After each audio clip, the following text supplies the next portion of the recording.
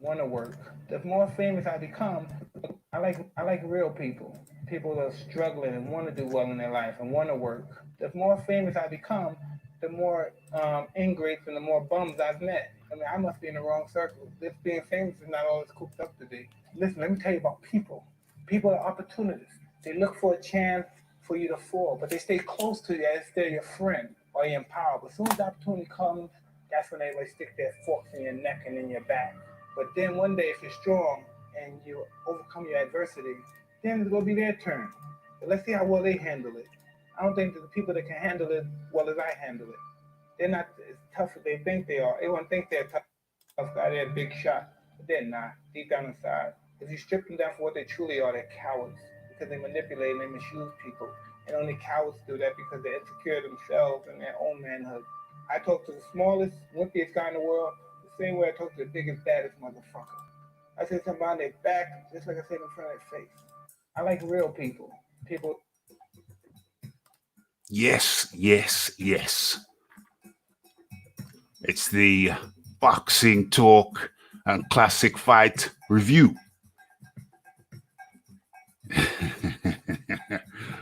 OMG. OMG. Have I got a story for you?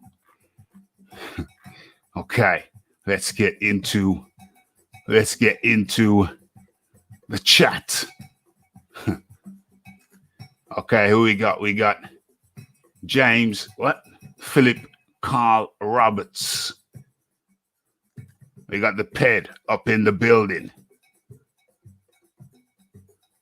We got the John D. Lee.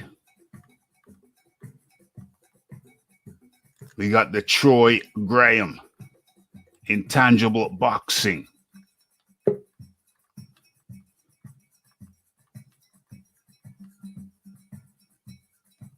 Who else we got in here? Who else do we have up in here? Show starts now.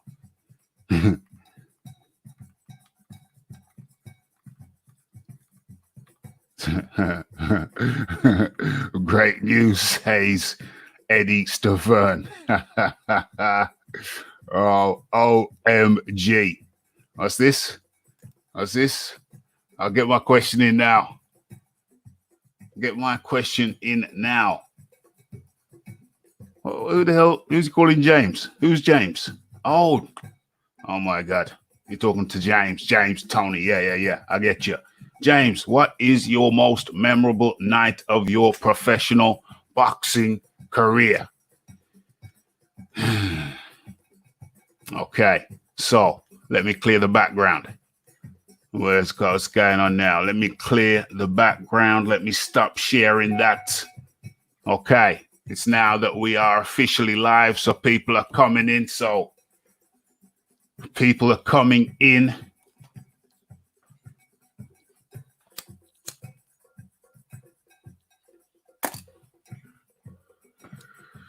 To enjoy the show.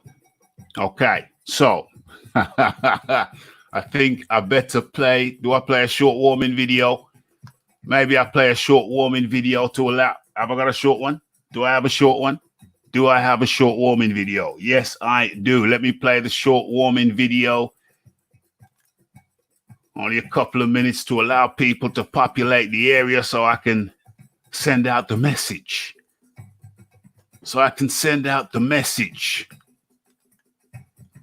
Where are we?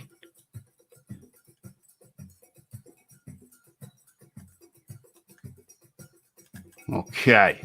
So let me share this. It's only a couple of minutes. Help people to populate the area.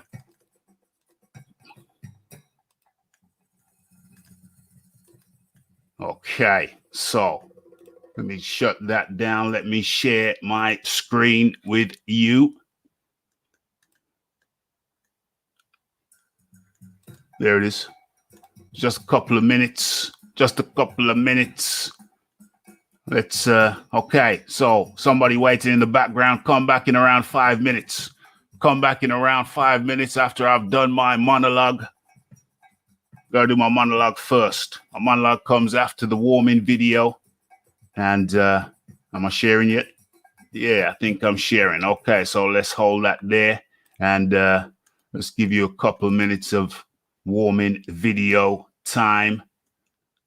Let's get the volume up on this and play. What's the headline? Vasily Lomachenko, Teofimo Lopez want lightweight unification fight. Okay, so Vasily Lomachenko and Teofimo Lopez want to next fight each other in a high-stakes lightweight unification bout. Top Ranks Bob Arum told ESPN on Tuesday. Yeah, so this is fresh news. This just came out last night on Twitter. Anybody not following me on Twitter, you're missing out on some exclusive content. So in talking with, that said, I never posted this up, but I saved it. So in talking with Lomachenko and Lopez, neither of them want an interim fight. So we plan to do that in December, with or without an audience. Dang, breaking news right here on Raphael Dawkins Combat Radio. Never actually read the article, I just read the headline, saved it till now. So what we do know is that both Lomachenko and Teofimo Lopez want the fight and don't want an interim fight. So Aaron said we would plan to do that in September, with or without an audience. So breaking news, Bob Arum is planning to make the Lomachenko versus Lopez fight in September, with or without an audience. So yeah, that's big news. That is big news. Lomachenko currently holds the WBC, WBA, WBO 135-pound title. Primus, who manages Lomachenko, said his client prefers to bypass the tune-up bout and go straight to Lopez. Dang. Nothing matters as long as Lopez is coming in the ring with Lomachenko. Fans or no fans, Lomachenko wants to fight on, just wants to get it on. Lomachenko is currently in his home country of Ukraine, but Clymer said that his fighter has a green card, permanent resident. He's allowed to come into the country. I think he's talking about the USA. A 22-year-old Lopez won the IBF lightweight title in emphatic fashion by beating Richard Comey in 2 rounds in December. Madison Square Garden has made it clear that he wants to beat Lomachenko before moving up in weight. So yeah, long story short, that is the story. So that is the story. Lomachenko wants Teofimo. Teofimo wants Lomachenko, and yeah, they don't care about no crowds. They just want to get it on. They just want to get it on. Sounds like something that should happen then, shouldn't it? They're trying to make it for September. As a fan, I hope that happens, man. I really, really, really hope that happens. I hope nothing comes up to delay it or stop it, because I think he has what it takes to beat Lomachenko right now. It's Mr. Helter Skelter, you know. That's what it takes to beat Lomachenko. It's an interesting time. It's an interesting time because Teofimo is 22. Lomachenko is 30-something now. Teofimo is just coming up, and Lomachenko is approaching the end. One of those fights we could see him, we could just see him fall off the mountain, fall off the cliff edge. You don't know. How much has Lomachenko got? He's still got plenty in the tank. I think he takes care of Teofimo. He's still got plenty in the tank. I don't know. It's a question of father time, but who's to say that he's done? Look at Pacquiao. But then again, everybody's not Pacquiao. I know that.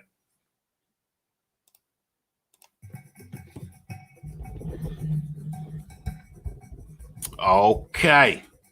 So let's come out to that. Let's stop sharing. Okay. Whoever is in the background, please come back. Please come back in around 5 minutes after my monologue. Come back in 5 minutes after my monologue. Got to get this off my chest. Where are we? There we are. Let's turn this around a little bit more. Just a little bit more. Ruben Guerrero up in the building. Wild Soul up in the building. Freddie Mars up in the building. Okay, I am pissed. I am pissed off. Okay, so 33. Okay, so last night I got a call. What was it, around 6 p.m.? I got a call saying, Rafi, we got Toney, we got James Toney. And I said, well, it's like, no, it's too late. It's too late for James Toney. We already got a show planned. It's too late. We've already got a show planned. This is Thursday. We got the show planned for Friday. So it's too late. No. He's going to have to, great guest, yes, but we're going to have to do this show and get him on for next Friday. And so the person said, no, we got him now. We got to strike. Why can't I hear myself in the cans? We got to strike while the iron is hot. We got to do this. And I'm like, no, we need to promote it. We ain't got time to promote it. And we already got a show plan. We ain't got time to promote this one. You know, somebody of that caliber, he needs promotional time. The response was, no, come on. The iron is hot right now. We got to do it. He's available right now. We got to take him right now. And I said, damn it. I said, damn it. Okay, I'll do it. I don't want to do it because it's too soon. We ain't got the promotional time. We ain't got time to promote this thing properly. And also, I'm not into this last minute thing.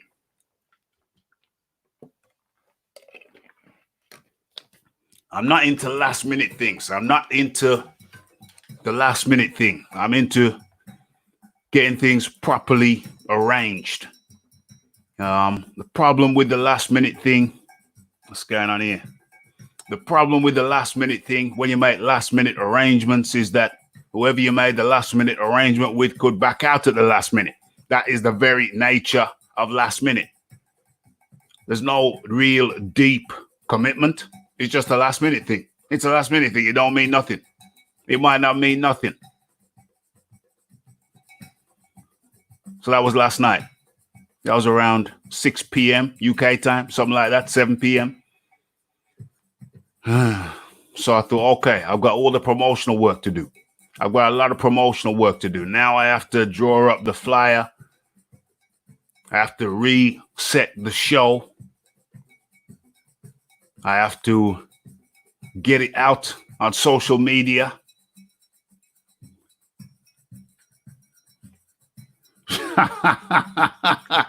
Yeah, the last minute thing is a real long thing. I don't believe in no last minute thing.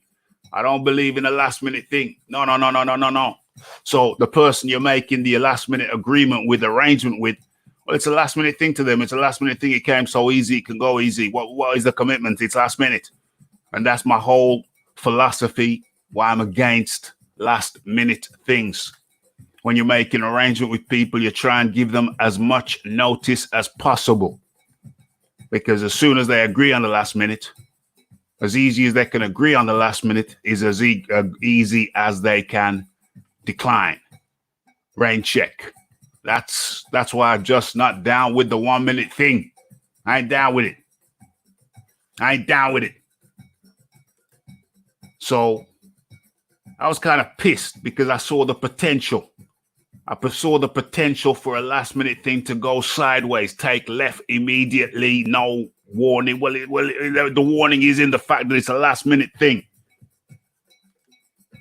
The problem is in the fact that it's a last minute thing. I don't do last minute things.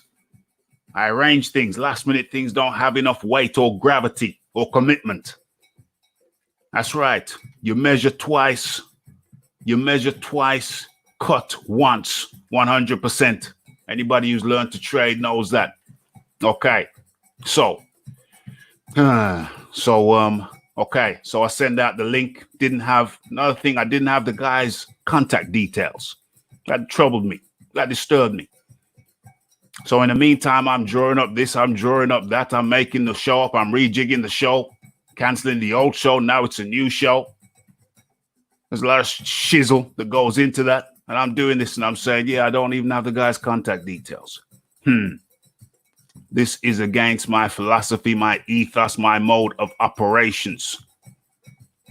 So I'm not cool with it because I know how easy the last minute thing can go left. But yeah, I'm doing all this shizzle. So I basically created 2 shows for one. I've done everything I should have done for the first show. Now the show gets, and that takes days, by the way. The show isn't just a last minute thing. It can be a last minute thing. But a proper show, you know, you prepare for it. It takes days. You select the topics. You select the this, you select the that, and then you have to do the social media thing. So you have to shoot all of that shizzle out to social media, multiple different places, multiple different people. Yeah, it takes days. It takes a couple of days to do a show. It can take a couple of minutes as well. Depends on how you want to do it. Okay. So it can never take a couple of minutes, take at least an hour to get everything up. Okay, proper show. You know, not just if you're just holding a phone and speaking into it. Okay, cool. It takes minutes. So, okay, I shoot out the link. I shoot out the link last night. Shoot out the link to the arranger. Shoot out the link to the I'm telling you what's happening. I shoot out the link to the guy who arranged it last night, UK time. Wake up, caring about my day, outdoors. And a couple of hours before the show, a few hours before the show, I'm thinking, this is interesting. This is strange. Still haven't got the guy's contact details. Check my phone and realize the contact details have been sent. Fine. So, sent a message to the arranger. Have you posted up the links in the relevant places? Yep. Okay. Says I sent you his contact details. Says, yeah, tried it. Don't work on my phone. Okay. He asked me if I've sent the link. I said, which link to who? He said, this link to Mr. Toney. This link to Mr. Toney. I said, nah, I ain't sent the link to Toney. I sent the link to you, as you requested last night, UK time. So this is 1 hour to the show. And I find out that James Toney has not been sent the link.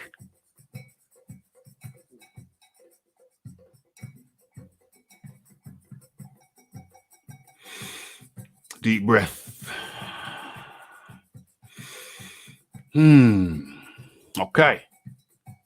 Okay. So I said, okay. So the arranger says he's going to send the link to Toney now.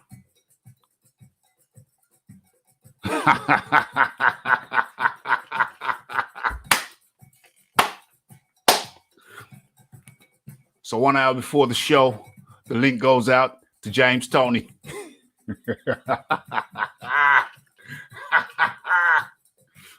OMG.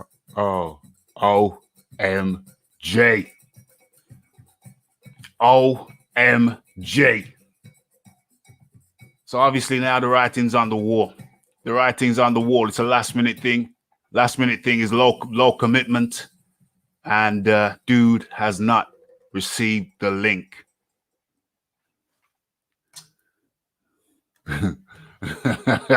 So then the writing was pretty much on the wall for me.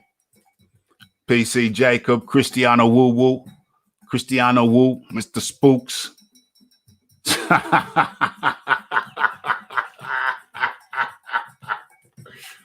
OMG. I wish I could curse right now.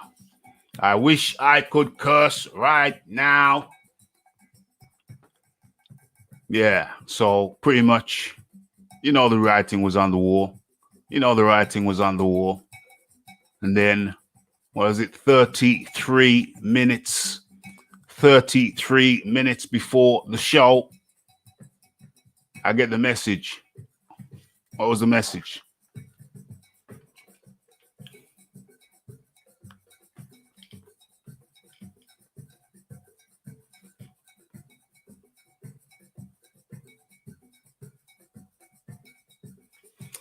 James cancelled. Rescheduling now. No worries. Once the show starts, I will give a simple explanation and the show will go smoothly.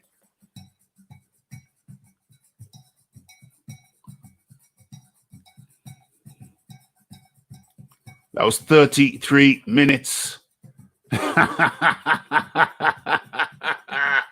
That was 33 minutes before the mother show. Oh my God. Oh my God.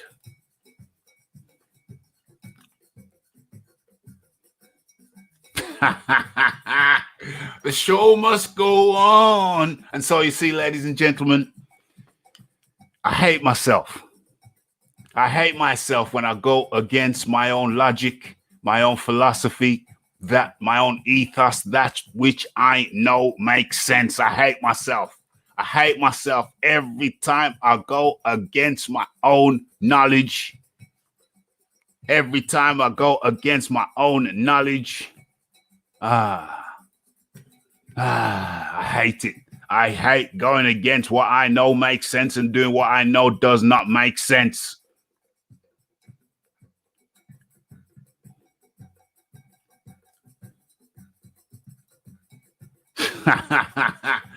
Theoretically, we're getting Toney. Theoretically, we're getting Toney. It's being rescheduled.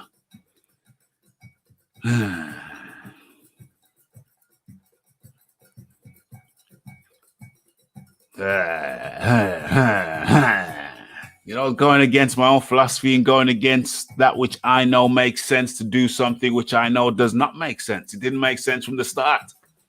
Didn't make no sense from the start, but I went with it. And it's ridiculous because I knew it made no sense. I knew it made no sense. I knew it from the very beginning. And I went through the whole, I said, no, I don't want to do it. No. Damn it. I just hate going against what I know makes sense to do something I know does not make sense. It's something I absolutely hate. Hate myself for doing that. I keep on telling myself I'll never do it again. I go for a few years and I'm good and I fall off the wagon and do something which I know does not make sense. I knew it didn't make no sense. Knew it didn't make no sense. And all that for nothing. And I've sent out tweets. It's on Facebook. Put it everywhere I could have put it. Because I wanted to do my end. I wanted to do my end. You know what I'm saying? Wanted to do my end. Such is life. And so I'm going to make the promise to myself again. Rafi, don't do anything that you know does not make sense. So I've recommitted. I'm recommitted. I fell off the wagon just for a moment, and this is the outcome. I've recommitted. I've recommitted to my philosophy. And, okay, so we're going to get on with the show. So simply put, that's the situation. We're going to see what happens. I'm going to need to talk to the guy myself personally once we can establish some line of communication. It's got to come through me. You know what I'm saying? No last minute harebrained schemes. First and the last time. It's the first and the last time I submit to any last minute harebrained scheme. Ain't going to happen again. Let me drop the link in the chat.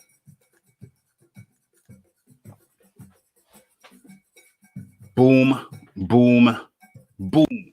All the usual suspects hop on in. We're going to carry on with the show as per normal.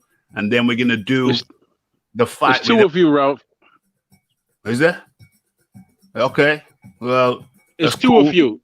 Yeah, that's my twin. Two of you. that's my twin. It's not two of us on the YouTube thing. I'm just seeing one. Let me have a look at YouTube.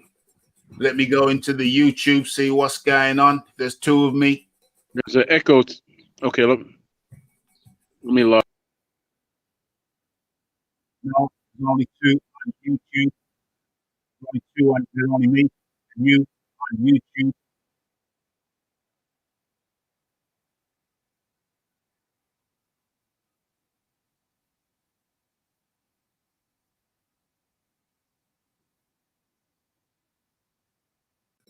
John D. Lee up in the building. How are you, John? You got the news? You just got the news? I got the news 35 minutes before the start of the show. Okay. You good? Yeah, I'm good, thanks, Raph. I enjoy it. How about you, Raphael? You good? Yeah, man, I'm real good. Never been better. No. I was asking that before I speak. Yeah, man. I was asking that before I say my piece, because the person that Ralphie's talking about is me. Okay. That's what he's talking about. Me. I'm the one that made the call to James Toney. That was me. That's who he's talking about. It wasn't a scheme or anything like that. It's just that I understand his point of view and I respect him. But in any business, it comes every now and then. You have to strike when iron is hot every now and then. It's not you don't always have to do that. But I saw an opportunity, I took it, and I have no control over the fact that he canceled. I really don't. And I took all the steps to make sure that I communicated with both parties. You know, how James went about canceling, that's on James. I'm going to reschedule. How Ralphie feels is how Ralphie feels. I have no control over that. He and I will talk about that. But you know, I've had other businesses and I work with other people, and I'm still endeavoring to work with Ralphie here, and we're getting to know each other. But I'm not the. I'm actually very spontaneous, but I'm also a planner and a thinker. But as I stated, I saw an opportunity to get a Hall of Famer, so I said, boom, and you know, but the first thing I did after I spoke to James, I spoke to Ralph. I didn't wait. I said, let me talk to him because this is this man's show and all of that. So let me talk to him and I explain the situation. And no, he didn't like it at first, but then I did say, well, in situations like this, X, Y, Z, X, Y, Z. And he disagreed and agreed and disagreed. It wasn't really his thing. It wasn't really his thing to do that. Whereas if you listen to me speak, I'm always calm. I just take whatever comes and I make it work. You know what they say, when life gives you lemons, you make lemonade or whatever. I've always moved like that. I have no, you know, if I take the time to pause, then I stop moving and nothing gets done. So, you know, sorry it didn't come off this time, Ralphie, but there'll be a next time. And if it's not James and it's somebody else, then it'll work. I'll make sure that I let everybody know from now on you need 72 hours, you know, just to get everything right and proper, because that's how you work, and that's cool. Some will, some won't. So what? It's just about building and you know, learning, and me learning you learning me, and just building. Like I stated, it ain't about nothing else. Okay. So what I'm saying is that I went against my better judgment. I don't do no last minute things. I don't care who it is. I ain't doing no last minute thing.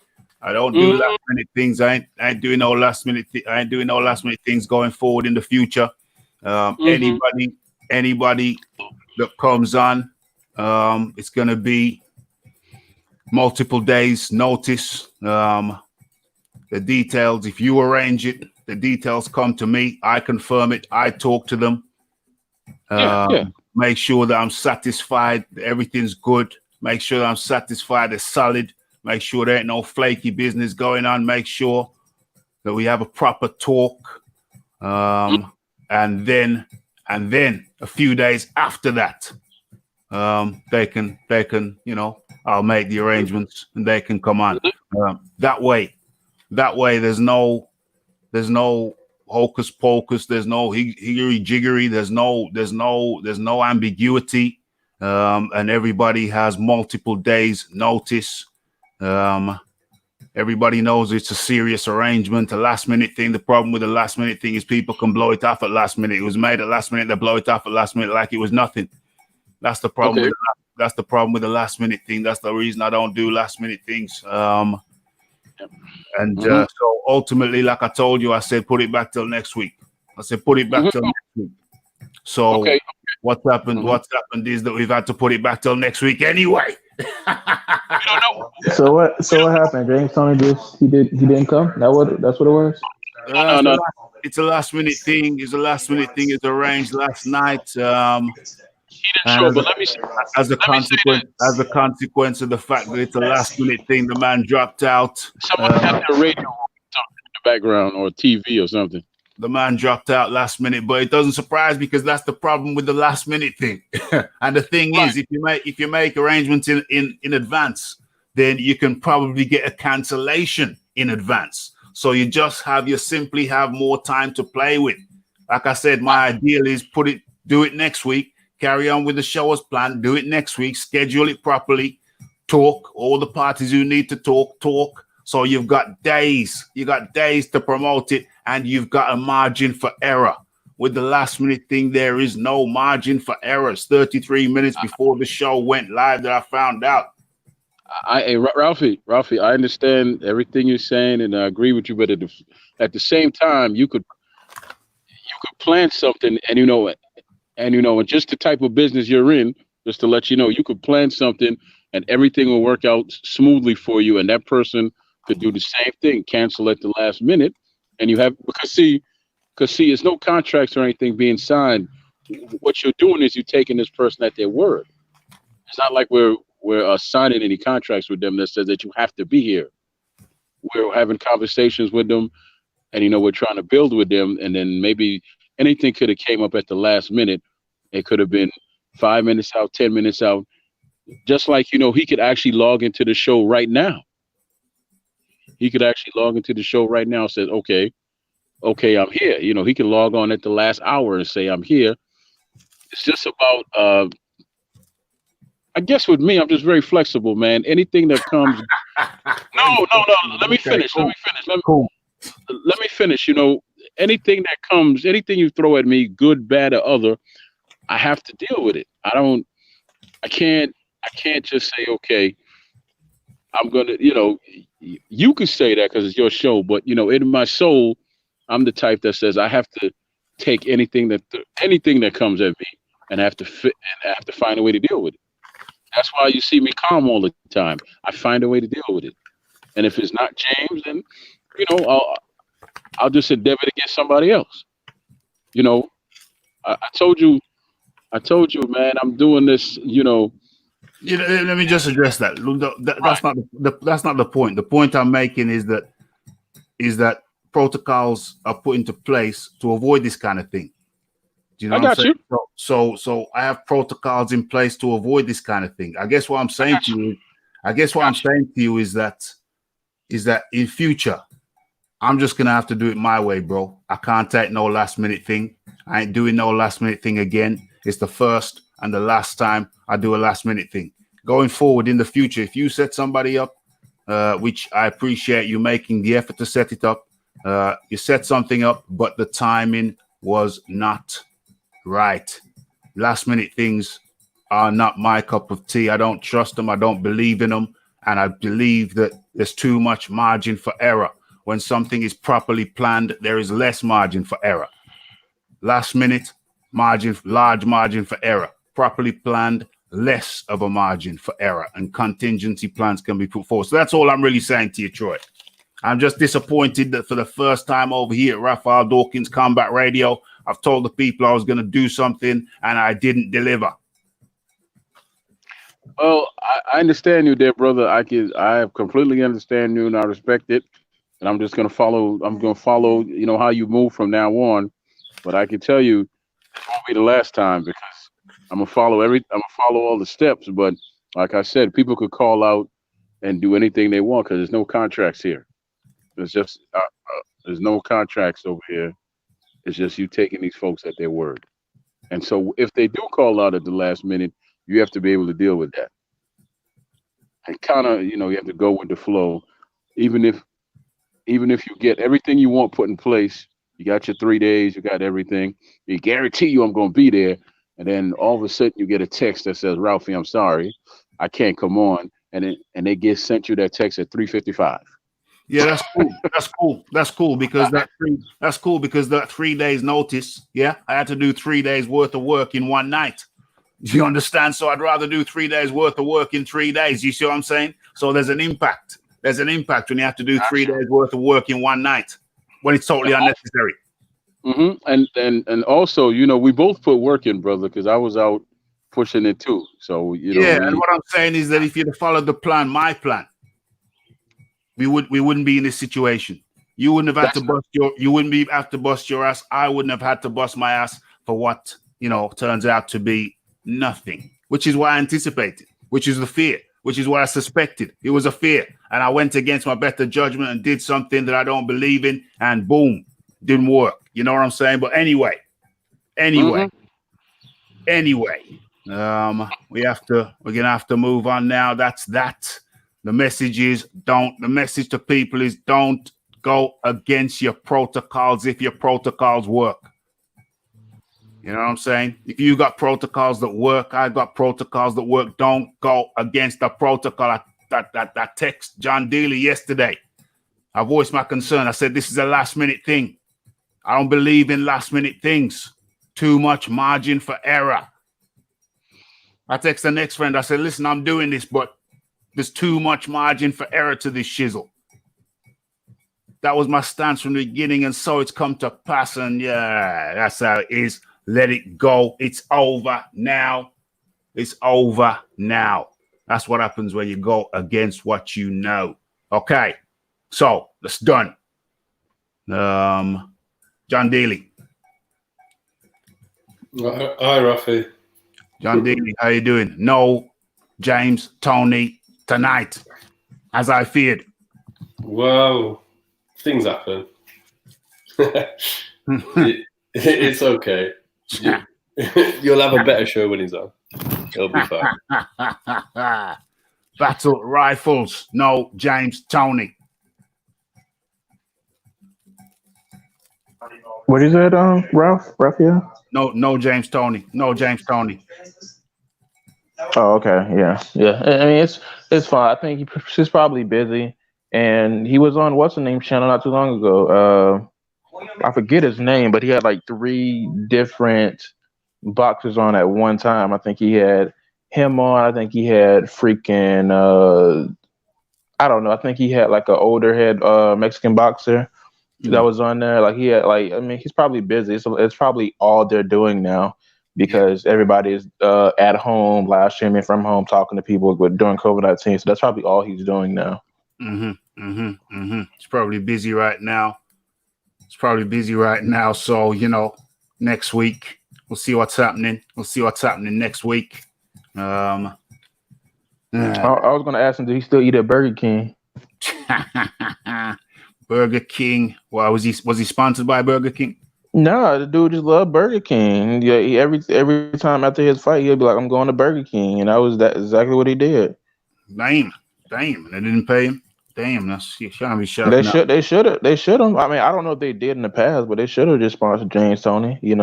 Probably have him in a logo eating a Big Mac. I mean, a Whopper or something. Big Whopper. Should have had James Toney on the Big Whoppers. Okay.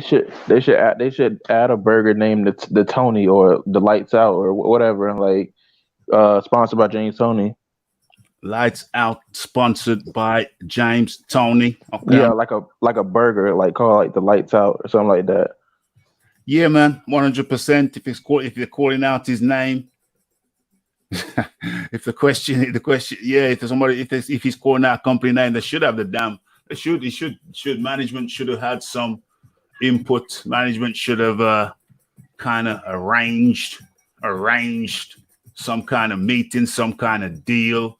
Should have arranged something. Surely to goodness.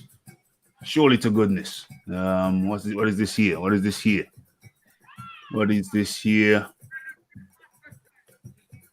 I'm looking at the headline now because we're doing this shizzle on the fly. So what we're going to do is we're going to look at a couple of topics. We're going to look at a couple of topics, and then we're going to fly straight into the, what do you call it? Fight analysis. Viewing of a vintage fight. I'm fighting in the UK. So now everything done changed. So now I got to look for some topics for today. It was going to be an interview with James Toney, but found out 33 minutes to the hour. Well, 27 minutes to the hour, 33 minutes past the hour. Found out 27 minutes to the hour that James Toney had cancelled. Which I can't say I was 100% surprised. It was what I feared. It was a last-minute thing. So do last-minute deals, get last-minute outcomes. Say la vie. I won't be doing that again. That's a promise. Okay, so looking for a fresh thing now. Looking for a fresh thing. This is funny as hell. I found it. I found the fresh thing. I found that's just what I was looking for. Where is it? Where is it? There it is. OMG. OMG. Let me save the image. Doing this on the fly. This is complete and utter madness. Complete and utter madness. Let me close that down. Let me apologize to anybody who saw any of my tweets, anything on Facebook, and have come here because they were expecting James Toney. James Toney, I received the news that James Toney had cancelled.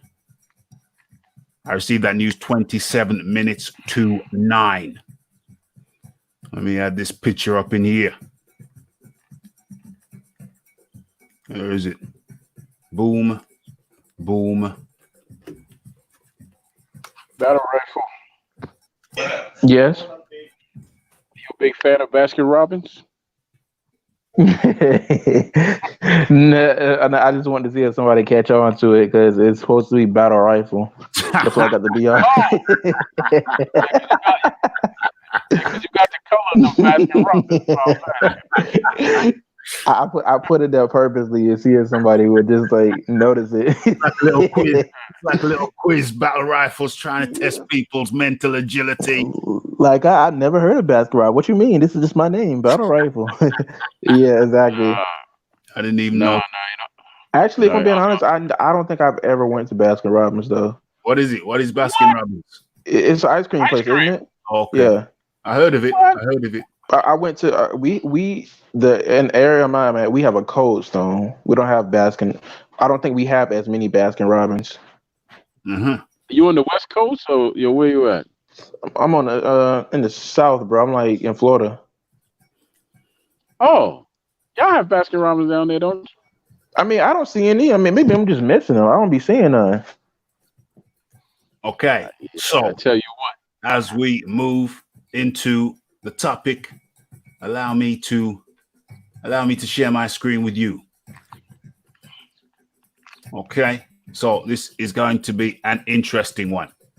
Let me have a look at it. Looks over there. What can you see? Can you see what I see? Okay, let me make it bigger so you can read it. Hold on a second. Let me move this across. Okay, so for anybody who saw any of my tweets today concerning James Toney, I received the news 27 minutes to the hour, 27 minutes before the start of the show, that James Toney had cancelled. It was not something which I had arranged myself.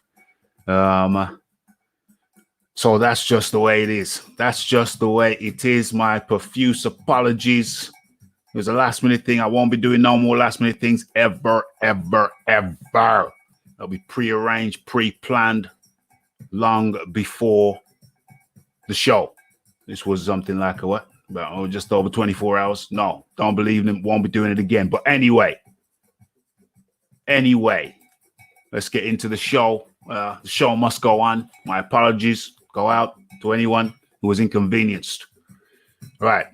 now into the show. So the WBC president backs Mike Tyson return. We would rank him. OMG. OMG. The WBC Council President Mauricio Suleiman is fully supporting a potential comeback for former undisputed heavyweight champion Mike Tyson. Tyson has been teasing the idea of a ring return for the last few weeks by posting several clips that went viral on the internet. Tyson, 53 years old, has been out of the ring since 2005 when he suffered a knockout loss to journeyman Kevin McBride. 2005. Where are we now? 2020, 15 years ago. 53-year-old Mike Tyson, along with the Brazilian MMA coach Raphael Cordeiro, worked with Anderson Silva, Vanderlei Silva, Mauricio Shogun Rua, Ninja Rua, and the like back in the shootbox days in Curbita, Brazil, before making the transition over there to, where is he now? Huntington Beach, California. Must have been there for a good 10 years now. Time flies. Okay, so Tyson wants to see action, at least with a few exhibition fights to raise money for charity. But now Tyson is receiving numerous 7-figure offers to compete in a sanctioned fight. Mauricio Suleiman not only supports a Tyson return to the ring, he says the WBC, we would rank him the retired heavyweight if he pursued an avenue beyond an exhibition. Mike Tyson was the youngest to win a world championship. Maybe he will be the oldest. He is tremendous, legendary figure. He is an icon for the sport, an icon for the WBC. Suleiman told Raphael Dawkins Combat Radio earlier on today. Okay. He could knock out anyone with one punch at any time. So, of course, we will fully support him. We don't like to speculate. This is a topic we are all entertained by. An exhibition is one thing. If he comes back, he has to be licensed and he has to go through a process. I'm not going to kill the dream. I'm going to be very supportive of Mike Tyson. He deserves it. If the dream is to say I will be ranked, I am saying yes, we will rank him. Every world champion has a provision that he can come back like Sugar Ray Leonard, who was inactive. But in Tyson's case, it's different. He's been away many years, but I'm in full support of Mike Tyson. I believe this will bring entertainment, and he's doing it for charity. He wants to serve the world in this difficult moment. We need to first understand what it is. I think it's an exhibition. The safety has to be of paramount importance. It is great to see athletes promoting the sport. Mike Tyson has had a very complicated life in and out of boxing. Now we see him losing weight, active, healthy. It's great. We have to support him, but we have to see if it's a real fight. I'm hearing that it's an exhibition, and we are fully behind him. Don't watch it if you don't like it. And those are the words from the WBC head honcho, Mauricio Suleiman.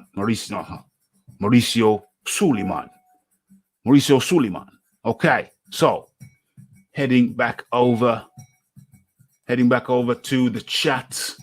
Let's get into it.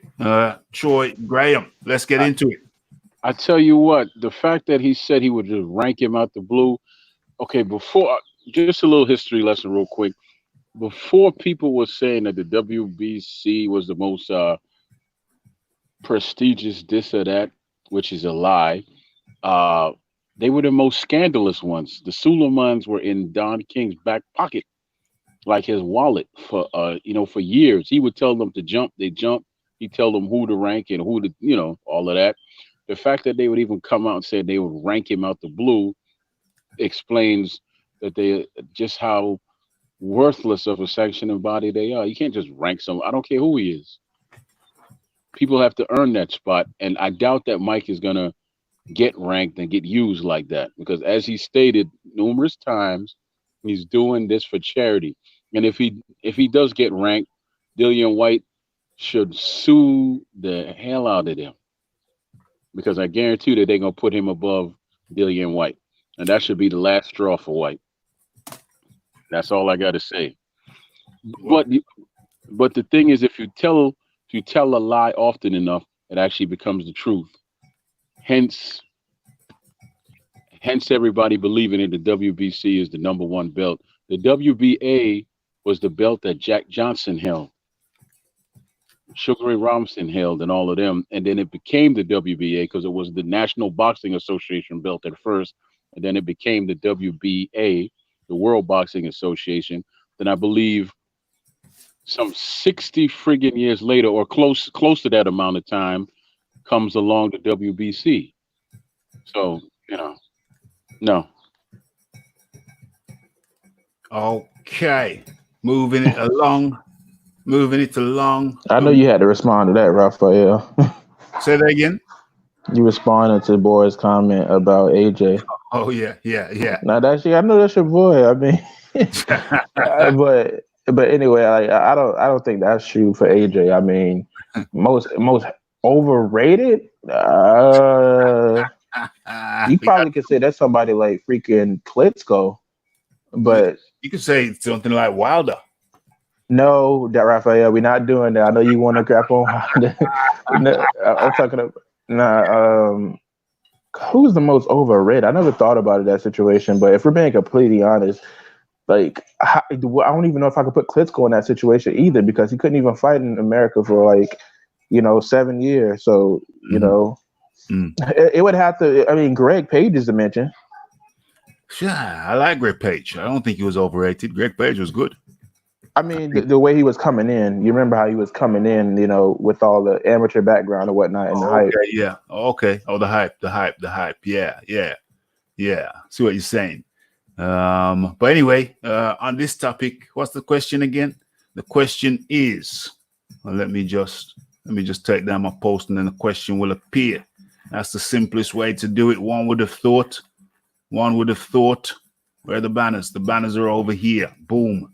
Okay, so WBC president, El Presidente backs Mike Tyson's return. We would rank him, says Mauricio Suleiman. Battle Rifles, that's for you, my friend. I think honestly, it's just kind of a marketing scheme. It's the same thing where you will have, and I'm not disrespecting the prospects, but when you will see a prospect automatically in the top 10 ranked in a couple of sanctioned bodies, whether it be WBC, IBF, it's kind of the same thing. They want to put their names out there and get them title shots, or at least a contender shot to where if somebody is has a belt, that they have to be within mention now because they're in the ranking bodies. And even if they say they didn't prove them, so they say they're in the ranking bodies, so it doesn't really matter. So ultimately, if you had to sum that up in a sentence, what would you say? Battle Rifles? It's just marketing scheme. I don't think they're trying to get him a match with the champion, but they're trying to, put him in that conversation. The conversation is what gets views and what gets, attention. Views, doing it for the views, doing it for the hits, doing it for the likes. Mauricio Suleiman apparently is doing it for the likes. John D. Lee. Yeah, I pretty much agree with that. Mike Tyson, as soon as he mentions that anything about coming back, the hype is massive. Yeah. Mike says something about coming back. All of a sudden, we've got Holyfield on a comeback. Briggs wants to fight him. Even Lennox said something. I don't think Lennox is serious, though. It's not really on Mike. This is all on Mauricio, just trying to jump on the bandwagon that everybody else has jumped on. If he was serious about doing a comeback, he wouldn't want to be ranked, because if you watch what George Foreman did when he came back, yeah, he fought appropriate level fighters and worked his way up. He worked his way back into contention. yeah, and you know, Mike's just talked about how his family suffers with obesity. yes, And he wanted to get back into shape, which is great. yeah. I don't think you should get back into a competitive match at 53. I mean, you might prove me wrong and do it, but I just think your chin will not be able to withstand a serious boxing match at that age, to be honest. But we'll see. But yeah, I think it's Battle Royals is right. Mauricio's just trying to make a bit of money. It wouldn't surprise me if Mauricio made up a Mike Tyson belt just for him, so he could charge him a fee for the exhibition match. Okay. Let me say once again, Yeah. it is for charity. He is not going to fight anybody ranked or anybody big. And being 53, it doesn't make a difference if you train your body and you are Mike Tyson. And he's thought about it. Okay, before I get all long-winded with it, I don't know what you folks are seeing, but Mike Tyson at 53 is doing this because he wants to. Maybe at 23, he was doing it because he had to. But I see a spirit in the man that says, I'm doing this because I want to. I'm not trying to fight no top heavyweight or anything like that. I didn't say that. I'm doing it for charity. So he could fight, you name anybody, and just be in there. Or you could take the idea that Rick had, take some guys from the Olympics or whatever have you, do a few rounds with them and make some money and go home. Is not getting in there with anybody ranked. He is not going to take Suleiman's offer. If he was just after money, I think somebody offered him, a bare knuckle fight for I don't know how many millions, and he said no. That proves he's not out for money. He's doing it just for love. I was talking about Mauricio wanting the money. Mauricio is commenting just to try and cash in on Mike Tyson's name. I'm not sure Mike needs money at the moment. He's good, right? Okay. Okay. So, Mauricio, my take on it. Mauricio Suleiman. I don't know what he's talking about. I don't think it's healthy. That Mike Tyson should be re-ranked. But I think Mauricio is saying that's only if he's going into a proper fight and not an exhibition fight. But even the talk of re-ranking, I think it's somewhat in poor taste. Perhaps it's in poor taste. The counter argument is, well, somebody asked the question, you just answer the question. You can't hate the man for answering the question. No, absolutely not. But I would hate for this to stimulate the wrong kind of energy. Yeah, Mike, go on. You can do it, Mike. And Mike just, I don't know. I think he's too smart for it. But Mike might just get sucked into that craziness. Mike Tyson might just get sucked into that craziness. I don't think he will. I think he's too smart. I think he's too big in the game. Hope he doesn't. But you never know. That's the danger. You never know. So I can just hope that he don't succumb. The vanity doesn't kick in. And he gets sucked in to the foolish ways of men. Hope he don't get sucked in. Hope he don't get sucked into vanity. Hope they don't blow him up too much and make him forget. But he's a special human being.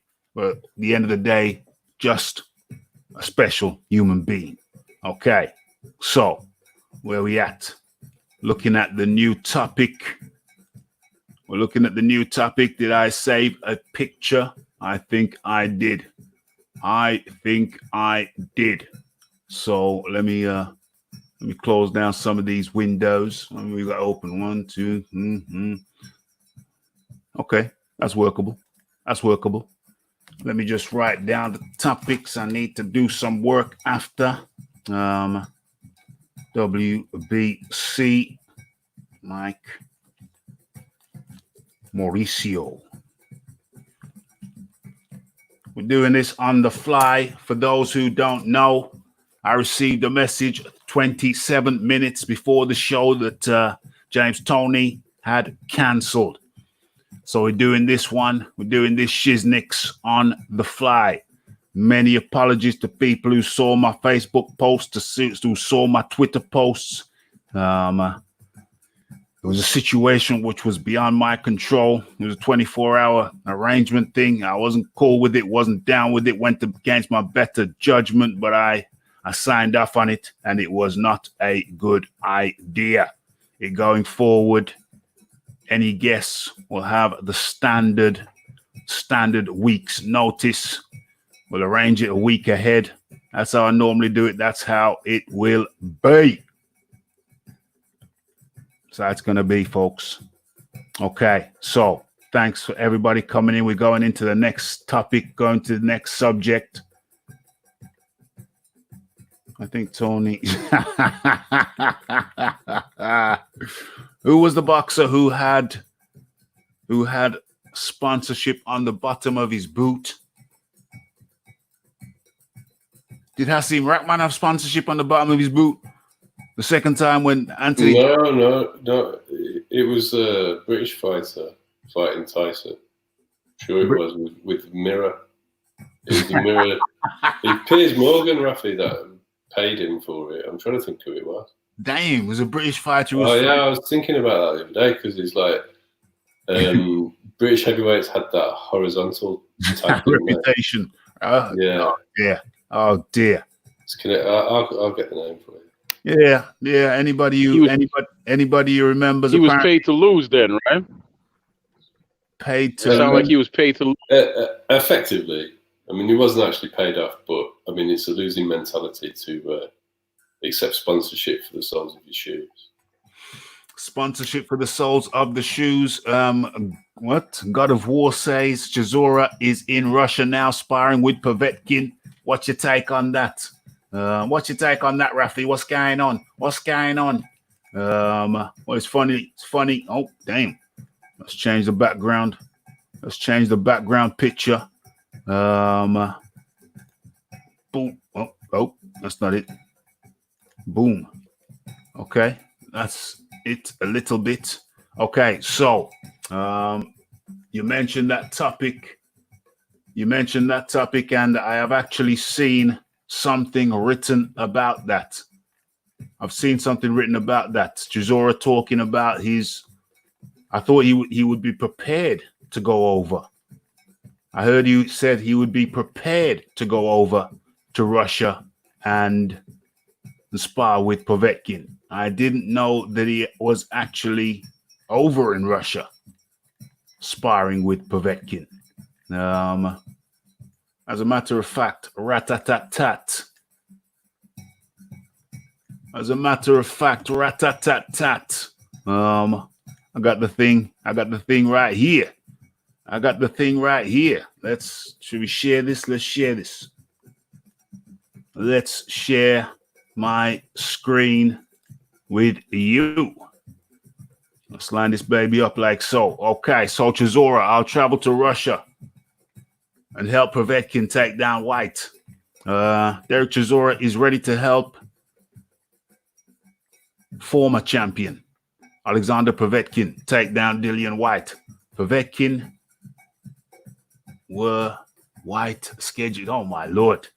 What kind of writing is that? Don't make no sense. So anyway, Povetkin Povetkin was scheduled to collide with White this month, but their fight was pushed back due to the coronavirus pandemic. There's a tentative date in July, which is likely not going to happen either. The newest date may come down to late July or early August. Damn. Chisora has already spoken with Povetkin about flying over to Russia to help him prepare for White. I've already said to Povetkin that if he needs me, I'll come and help him. I'll fly to Russia, Chisora told. Boxing show, whatever. He said he'd get me a private jet to come. Povetkin is my boy. I don't care what White has to say. The Russian has already spoken to me and said, when it's time, I will send plane and pick you up. You can come help me train. I am down for that, says Chisora. Chisora believes he was robbed of a win when he lost the 12-round split decision to White in December 2016. In the 2018 rematch, Chisora was up on points when he was knocked out in the 11th round. He does expect a trilogy fight to happen at some point down the line. It's going to happen, Chisora said. The United Kingdom would want to watch that again. I'm open to any fight as long as I can lace up the gloves. I'm ready to rock anytime. You know me. Ask Eddie. Eddie, I need a new watch. We'll come back with a bang. What? Eddie Hearn is looking to stage White Povetkin in a closed-door setting in the UK, while Chisora might fight former unified cruiserweight champion Alexander Usyk abroad. We've come back with a bang. White v Povetkin, along with Katie Taylor and Amanda Serrano, is a fight I believe we will see at the end of July or early August. Hearn previously told the Boxing Show. So, yeah, that's what's going down. That's what's going down. Chisora says that he is prepared. He's prepared to fly over to Russia and get the thing popping, get the thing on. Yeah. So, what say the panel? What say the panel about that? You want to have a go on? Yeah. I like it. I mean, that's a sparring session that I wouldn't mind watching, you know? Mm-hmm. I would love to see that sparring session, but it doesn't help for Povetkin because they don't have the same style. White and him don't really have the same style. We all know Chisora. He's a comer, and he throws very wide punches. That's not what White does. He jabs. He tries to work his way in, and he'll try to catch you with the hook and that right hand of his. But I would love to see that sparring. I don't know why he would think it would be a third fight between him and White. I mean, yeah, I don't see it. Mm-hmm. I tell you what. Since Parker wants to fight with White and he ain't gonna get it, and Derek wants to fight with White and he ain't gonna get it, why don't they fight each other? That should be a big fight over there in the UK. And if Parker didn't get bit by the spider, it actually would have happened. So that's a fight I wouldn't mind either. If Parker didn't get bit by the spider, yeah, that would have been interesting. That would have been interesting. Malik Osman says, did James Toney commit to another day? No, I haven't heard back from him. Okay, James Toney has not committed to another day. I wasn't dealing with it. Troy was dealing with this one, so I have not spoken to James Toney. I wasn't comfortable with that either. But anyway, okay, over to John D. Lee. What's your views and thoughts on this, my friend? Well, I agree with Troy in terms of style. I don't think it's a good style matchup to replicate Dillian. Mm-hmm. But I think Chisora always gives good sparring. I definitely agree. I'd like to see it. Mm-hmm. It depends what else he's put in his camp in terms of preparation. Because sometimes I think it's good to just have some good sparring as well as try and copy the person that will replicate the person you're fighting. So height and reach is not that similar either, really, is it? Because aren't they listed as having the same reach? But I always think Dillian's got longer arms. Longer arms than than Derek. Oh yeah. And he's a bit taller, but Derek will go in and give everyone good sparring. I definitely think he helps AJ prepare for Andy Ruiz, and I wouldn't really say he's a good. He's not the same sort of style as Ruiz, really. He hasn't got the speed, but I think good sparring is good sparring. So I definitely like to see it.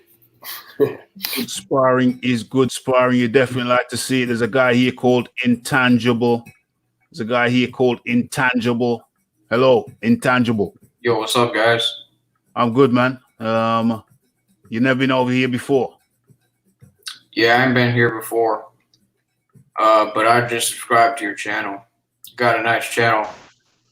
I appreciate it. How you doing out there? I'm doing all right. Troy, do you know Mr. Intangible? Like El Jefe. Sorry? It's like El Jefe. I'm not sure that's fair, Troy. Intangible has got a bit more. He's got a bit. He's a lot calmer than El Jefe, and I don't think he trolls as much. Yo, I do sometimes troll, like I say sarcasm and things like that. But El Jefe don't like me. He actually kicked me off of his stream while I was trying to explain to him something. He got real mad. Whatever though. Damn. So you're beefing with El Jefe. Okay. Never mind. El Jefe's in the chat. What's up, El Jefe? Okay. So we're talking to Intangible right now, and Mr. Intangible.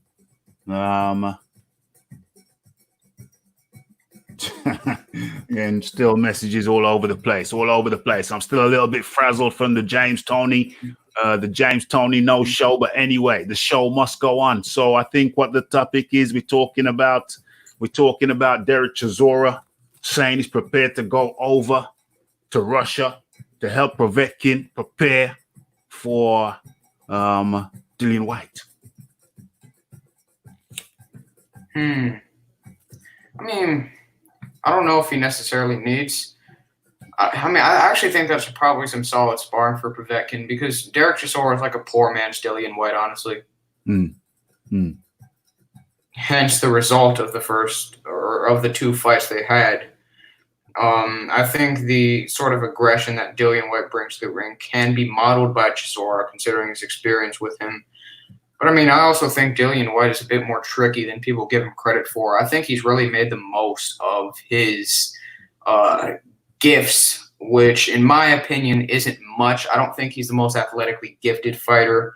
You know, not the greatest hand speed, not even really power. I just think that he's crafty enough to where it complements whatever he has in his talent.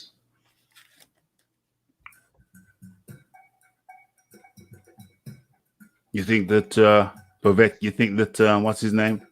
You think that Chisora? You think that White is a better technical boxer than Chisora by far? That's your position.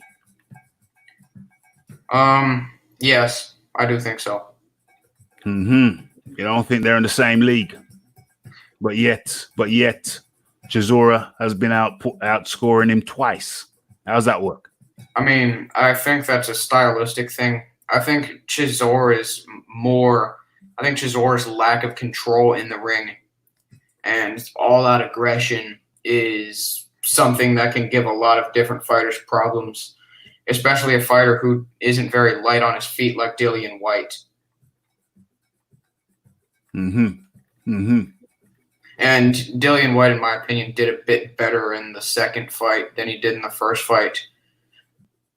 I feel like he was a bit more crafty. He was much more raw in the first fight. Okay. Troy and John Dealey don't appear to have anything to say in response to what you're saying. Yeah, I'm just waiting. Yeah, come on in, mate. Come on in. Well, I think everybody's in shell shock that James Toney ain't showed up. Everybody's in shell shock. No. I'm just letting Intangible put his point across. Yeah. I don't completely agree with everything you're saying about Dillian. I think Dillian's power is at least respectable. It may not be world-changing, but he took out Derek, and that's not an easy thing to do. I mean, I do think he has good power. I don't think it's an amazing gift that he has. He does have good power. I think he's got a nice left hook. Yeah, he does. I agree that he's very crafty. I always think he gets underrated for his defensive skills. He rolls shots quite well. Yeah. I think that gets overlooked. But stylistically, I don't think Dillian has morphed from being what we saw in some of his early fights as like a very aggressive come forward fighter to a bit more of a calculating fighter with a good jab. Did you watch the Oscar Rivas fight? Yes, I did. I thought Dillian's jab was excellent in that fight. Yeah, it was. So I think Dillian's actually learning, because by his own admission, he came into boxing late. And I think I think Dillian's actually quite intelligent. He doesn't necessarily come across like that, but I think he is. And I think he's trying to apply himself mentally to learn more skills. And we see that in his fights. Yeah. He's big. What lets him down is he likes his food too much. Yeah. He's never in the condition he should be in as a professional boxer, in my opinion. But that you know, I do think they're a bit chalk and cheese, because Derek's looks in really good shape lately. And Derek with a good engine is a problem for anybody, because he's going to come forward and you're going to have to knock him out. Yes, I agree with some of what John Daly said, but I have to disagree that Dillian doesn't have outstanding power, because I don't know of any other heavyweight, well, very few, I should say, that could render top guys unconscious, which is what he did against Derek, who's never been put to sleep. He's been TKO'd, but he was exhausted when David Haye dropped him and finished that fight. That was exhaustion. White put him to sleep. He was unconscious. He did the same thing with Brown, just a vicious knockout, and he put him to sleep as well. If you could tell me another heavyweight today that's knocking out top contenders and leaving them unconscious, I can't name any, but go ahead. Well, I mean, the only thing I'd say about the Brown fight, which you might not have got in America, there was a huge rumor that he was knocked out in sparring like the week before the fight, so he shouldn't have been sparring. The Derek knockout is a good knockout, which is why I just gave it as an example. Oh, also in the Parker fight, he didn't just hurt Parker; he knocked him across the ring. And as we know, Parker could. I'm not too sold on Parker's chin, because I don't think it's been properly tested. Physically, Dillian's very strong as well, so he bullied Parker. But physical strength doesn't always translate to punching power. That's all. I think punching power's got more to do with speed and technique. Leverage and balance and all of that. I agree with you, but but I see his power. I see it. It's I think it's very good power. I think it was intangible. He was sort of criticising his power more, but I don't know. We seem to agree, I think, everybody. Power has more to do with your weight transition, pretty much. I mean, I think Spence is more powerful than he looks in his fights. He just doesn't transition his weight forward on the outside, which is why on the outside he really doesn't get much power on his shots. When he's on the inside, he can shift his weight from side to side. But that's technique. That's why I always put it down to technique, because you've got to utilise your torque and your body weight and your leverage into your punch. And the only way to do that is to execute properly. Yeah, I agree.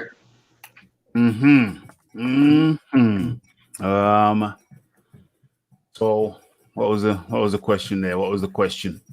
I'll travel to Russia to help Povetkin take down White. Will it actually help? Will Chisora be able to help? Yeah, I think so. As a sparring partner, I'm not showing. As a sparring partner, one of your roles and responsibilities, one of your duties is to help simulate the opponent, the guy you're helping is going to be fighting. Can Chisora do that? Yes, I think he can. So in essence, if what's his name? If Chisora does fly over to help Povetkin, then I think that will be of assistance. I thought Parker and Chisora and White were on good terms, so I don't know if this is a publicity thing.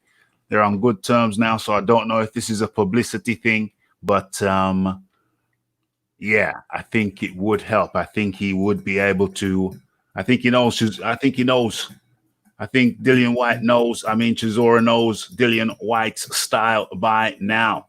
They've shared, what, 23 rounds together? And, well, 23 active rounds, 23 fight rounds. I know they sparred together previously in the past. I don't know how many times, but I know at least one of the times it was got very, very heated.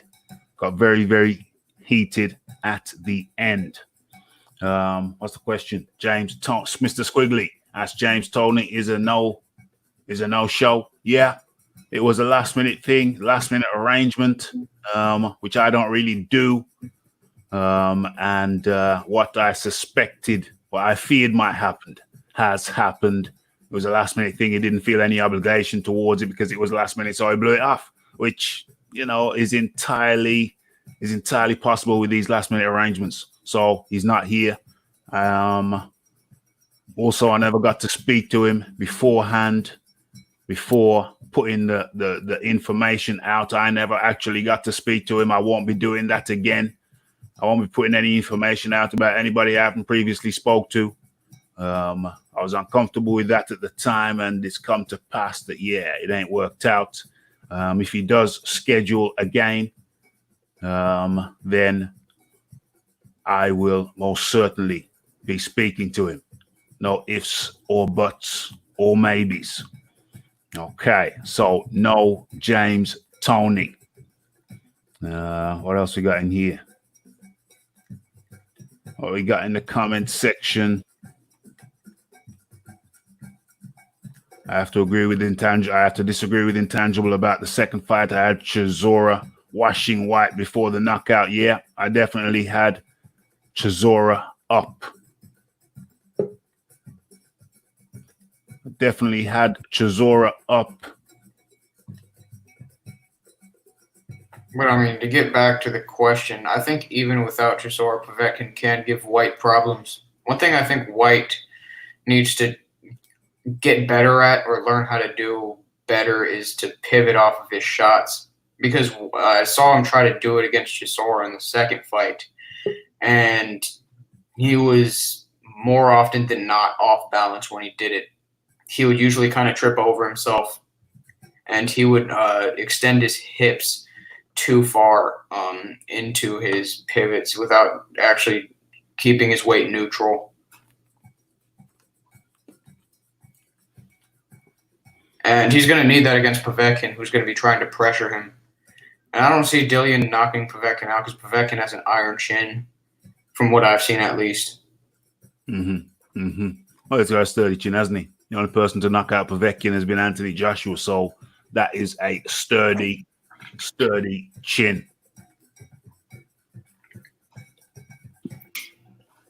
I think Dillian will stay away from Povetkin for the first couple of rounds because it must be quite clear by now. Povetkin's not a 12-round fighter, certainly not at his current stage. So, and Dillian's got a good jab, so I think he'll utilise the jab for the early rounds. What Dillian needs to do is be in shape so that he can maintain the movement and keep his engine going, so that when Povetkin does tire, he can take advantage. And welcoming in the Fight Doctor. The Fight Doctor, how are you today?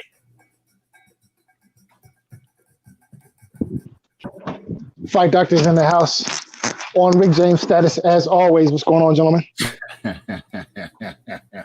Well, the mood is kind of somber. It's a bit like a wake. James Toney, unfortunately, is a no-show. Did you know we were expecting James Toney over here, Fight Doctor? Maybe you didn't know. No, I knew that James Toney was supposed to show. He's one of my favorites of all time. I was definitely looking forward to hearing the interview, but I guess it'll just have to wait. It's just gonna have to wait. It's one of them things. It won't happen again. Different procedures. standard procedures will be in place. So that shizzle ain't gonna go down the way it went down again. Okay. So I think what's going on here is that before we move on to another topic and then we get into the fight, Chisora has said that he's prepared to fly over to Mother Russia. He's prepared to fly over to Mother Russia to help Povetkin get in shape and get prepared for Dillian White. What say you, Fight Doctor? At this point, I just want to see somebody fight. You know, there's been like no boxing. Look, I'm like a boxing junkie. Okay, and right now I need a fix. Yeah. So I'm not even a UFC guy, and I paid for that UFC card 2 weeks ago, and I'm not even a UFC guy. Okay. Yeah. So at this point, I just want to see somebody fight. Yeah, I need my boxing fix. I need it like yesterday. I hear you. You just want to see them get it on. You just want to see some action. Yo, but guys, Marius Vok versus Kevin Johnson is going on a closed doors pay-per-view in Poland. Honestly, if I were Polish, I'd buy that effective immediately. You know something? We might better get that for free. Yeah. Let's see what's going on. You know, the US, I'll get it for free easily. Yeah, and you know something? I won't be watching that fight. I'm not going to be watching Wack versus. Not going to be watching Wack versus. What is it? Who is he fighting? Johnson. Yeah. Yeah, I'm not going to be watching that. That fight probably won't be good because you're going to have a defensive guy on Johnson who's not going to let his hands go, and he doesn't have power really. And Marius Vok is a guy with a great chin. And limited output usually. Okay. Limited output usually. Business as usual. Okay, we're keeping it moving. Quick pace, quick time. What does this one say? Okay, so I better share this with you. Not long now before we get into the fights. But let's have a look at this. Quick fire round. Boom, boom, boom. You see that? Yeah. Let me just make that a little bit bigger. Okay, so Rigondeaux vows to be pound for pound at 118, and then back up to 122. Okay, so two-time Olympic gold medal winner Guillermo Rigondeaux has set a goal to become a pound-for-pound champion in the bantamweight division. Rigondeaux, a former world champion at 122 pounds, became pound-for-pound fighter at super bantamweight. He now wants to repeat that accomplishment at 118. Rigondeaux, who did his best to stay fit during the weeks of social distancing, is only waiting for the order to return to the gym to start preparing for his next fight, which he hopes will take place in the summer. Okay. Rigondeaux has been out of the ring since February when he captured the vacant WBA regular bantamweight title with a 12-round decision over Libero Solis. The Super WBA champion at the weight is Naoya Inoue. I was the pound-for-pound champion at 122. I'm going to be the best pound-for-pound in 118. And then I'm going to go up again for 122, said Rigondeaux. So you know I'm not done yet. It's now that I start. I'm just beginning. Despite being 39 years old and a boxing career spanning back to amateur tournaments as a kid in his native Cuba, Rigondeaux feels that he still has a lot of rope left in the game and won the rest of the champions between 118 and 122. We're not done. Now we start. We're just starting. The Jakalis is not finished. Now is the start. Rigondeaux, I'm still champion at 118. I'm here. I keep making history. I'm a 3-time world champion, 2 at 122, and 1 at 118. That would come from the Rigondeaux. From Rigondeaux when the COVID-19 veil is lifted, while the IBF WBA super champion Inoue is tied to a potential fight with WBO champion John Casimero. There's another major bantamweight champion in the WBC, King Ubali. While at 122 pounds, there are champions Emmanuel Navarrete, Akip Melidov, and Brandon Figueroa and Ray Vargas. So Rigondeaux, seen here, says that he's 39 and he's only just begun. Who wants to go with that? I think Rigo should probably just hang it up at this point. I see it's probably not a very high chance he defeats anybody like a now Inoue, Casimero, or even in Ubali, because Ubali is going to force him to come forward and stalk him, and that's something he does not like to do. His reflexes, I think, have kind of departed him. He's pretty much gives none of the champions any incentive to face him. I mean, Ubali has to face Donaire. Inoue has to face Casimero, and then they have to meet. Yeah. And Rigo is going to have to wait like a year to do so. And, I mean, I think he's done at this point. I really do. Damn. Rigondeaux is done. It's got that Cuban passport, says he's 39. Could be 39, could be 49. I don't know. How old is Rigondeaux? I don't know. Troy. How did he look? Yeah, I'm sorry. Yeah, how did he look in his last couple of fights? Because I haven't seen him. Last time I seen him fight was on TV and he knocked the guy out. They said something happened.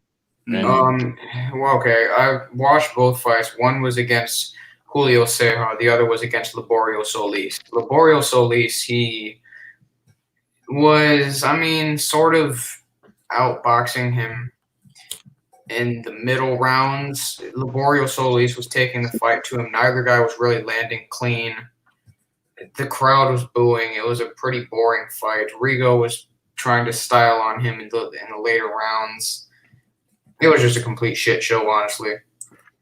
The Julio Ceja fight, Rigo was trying to fight him on the inside. And they were pretty much going at it and trading, and Rigo was taking some of the early 3 rounds in a style not conducive to his strengths. Like, he was just outworking him in a couple of the rounds. And then the next round, Ceja picked it up and was outworking Rigo.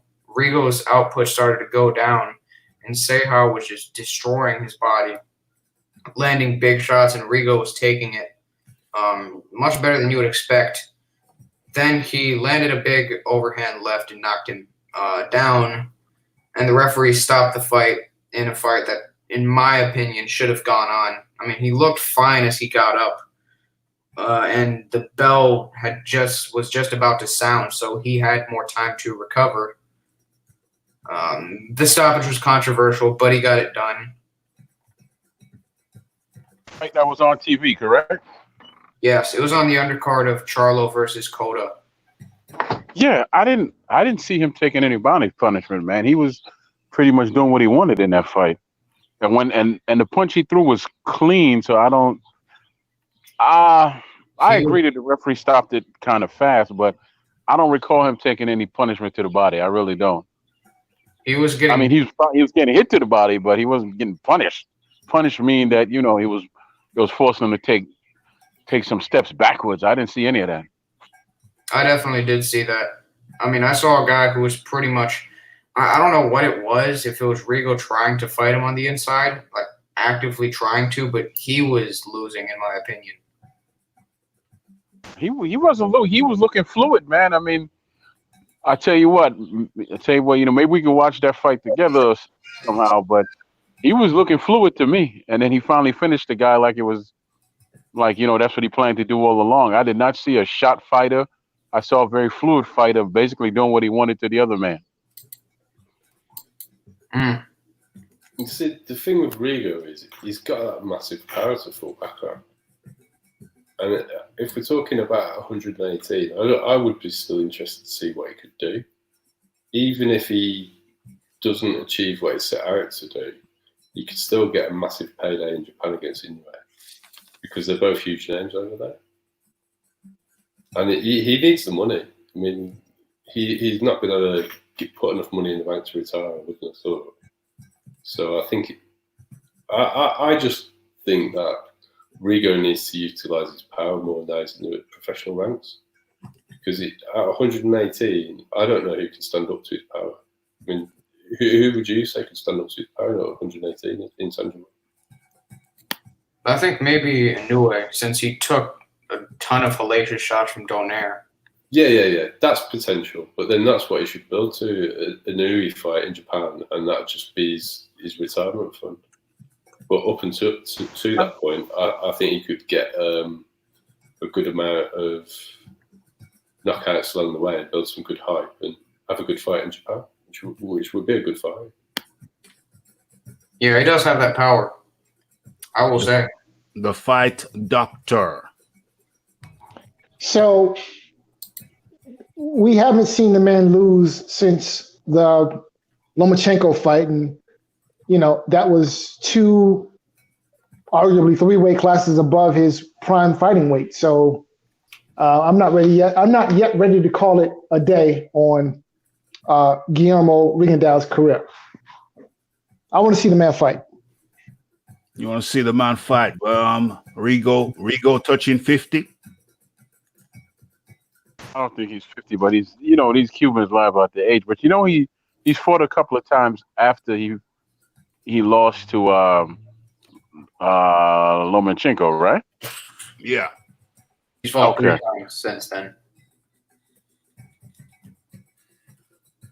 What's your point? Like the fight doctor said, that we haven't seen him and since he lost to Lomachenko. Maybe I misheard him. No. I said that he hasn't lost since the Lomachenko fight, which was arguably 3 weight classes above his premium fighting. Oh, right. Yeah. Okay, so good. No, look, Sorry, I've always been a fan of Rigondeaux. He gets a lot of shit. Listen, I remember when the man was knocking folks out, consistently knocking people out, but getting a lot of shit about not being exciting, which makes me question, well, if you're knocking people out, how are you not exciting? You're getting knockouts. So, there's just always been some extra where Rigondeaux is concerned.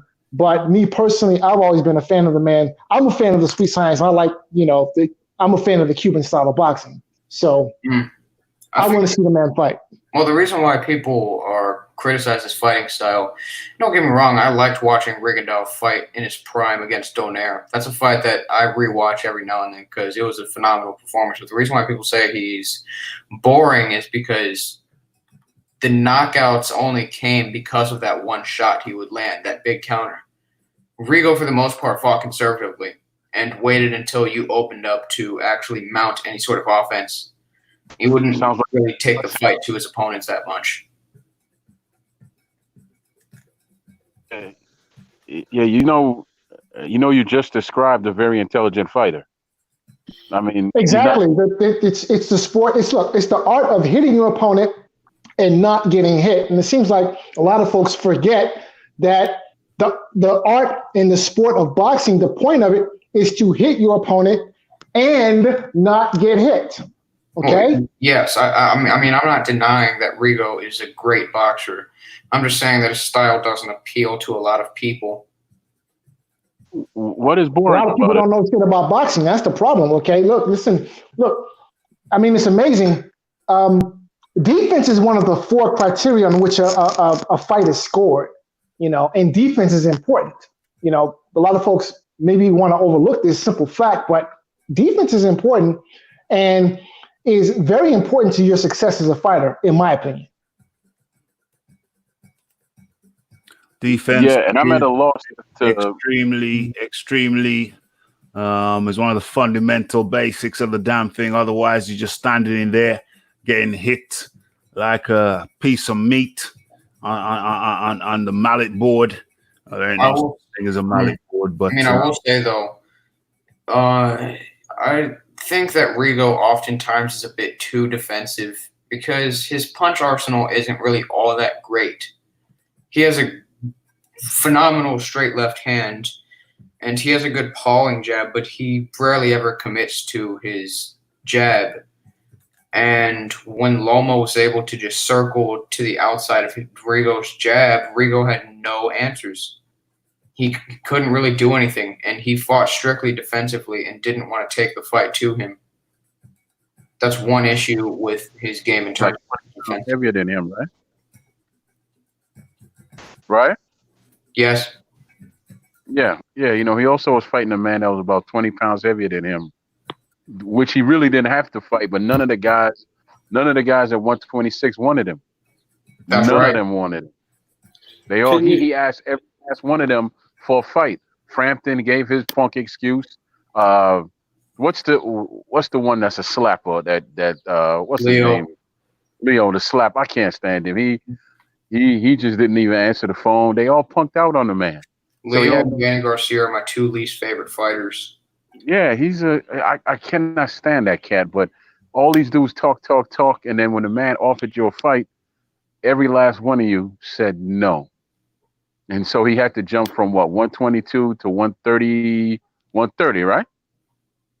So yeah, he had to take the Lomachenko fight at 130 pounds. I mean, listen, honestly, the man is a 118-pound fighter, okay, who basically moved up to 22, schooled to get the best guy there, just embarrassed him, okay, and still got no respect. I don't understand. Look, folks were like swinging from Donaire's nutsack like Tarzan, and you go up and school the guy. Nobody was picking you to school the guy. And you take him to school, and you still get no love. So I just really don't understand why all the hate for Rigondeaux. I just don't get it. Well, I can tell you what the reason is, Fight Doctor. It's unfortunate, but I would put it down to, I don't really like to say this, but I think it's down to racism in America. Rigo did not get the shine that he deserves from Bob, and I don't think he was pushed. And when you look at someone like Lomachenko, who I don't find that entertaining particularly because I know he can't knock anybody out, I'd rather watch Rigo fight because I know Rigo can put someone's lights out, but that's just me. Look at how much effort was put into the promotion of Loma, and look at how much effort was put into the promotion of Rigo. Neither of them really speak English. Neither of them have got a built-in fan base in the US. But Loma's white, and I think that's got a lot to do with it. I mean, also though, Cuban fighters tend to there tends to be a Cuban fighter curse when it comes to Bob Arum. They tend to not be managed very well in the sport, and they tend to be also avoided and mismanaged because the promoter doesn't necessarily want to embrace their style of fighting. Yeah, but you see, that's another frustration for me with Rigo, because what they should have done is told him that if he goes out and knocks people out quickly, he'll get more money because he can do it. He showed that he could do it. He broke someone's face completely. I'm trying to remember who that was. Jazza Dickens. Yeah, completely just destroyed it. And the onus should be on the promoter to advise the fighter what the best way is to build the profile. And what's better than a highlight knockout reel? Well, hold on. Surely a fighter should know that. Surely if you've been living in Cuba, a fighter should have but the wherewithal. Surely a fighter should have the wherewithal to know that the more dynamic they are, the more exciting they are, the more of a positive financial impact it may have on their careers. I dispute that when it comes down to Cubans, because they've grown up in a culture of amateur fighting when no one's professional. They don't understand the selling process because they've grown up in a communist country. So what everybody else would consider to be the norm, Rigo's a god in Cuba because of his amateur status, and he's a god because of his skill.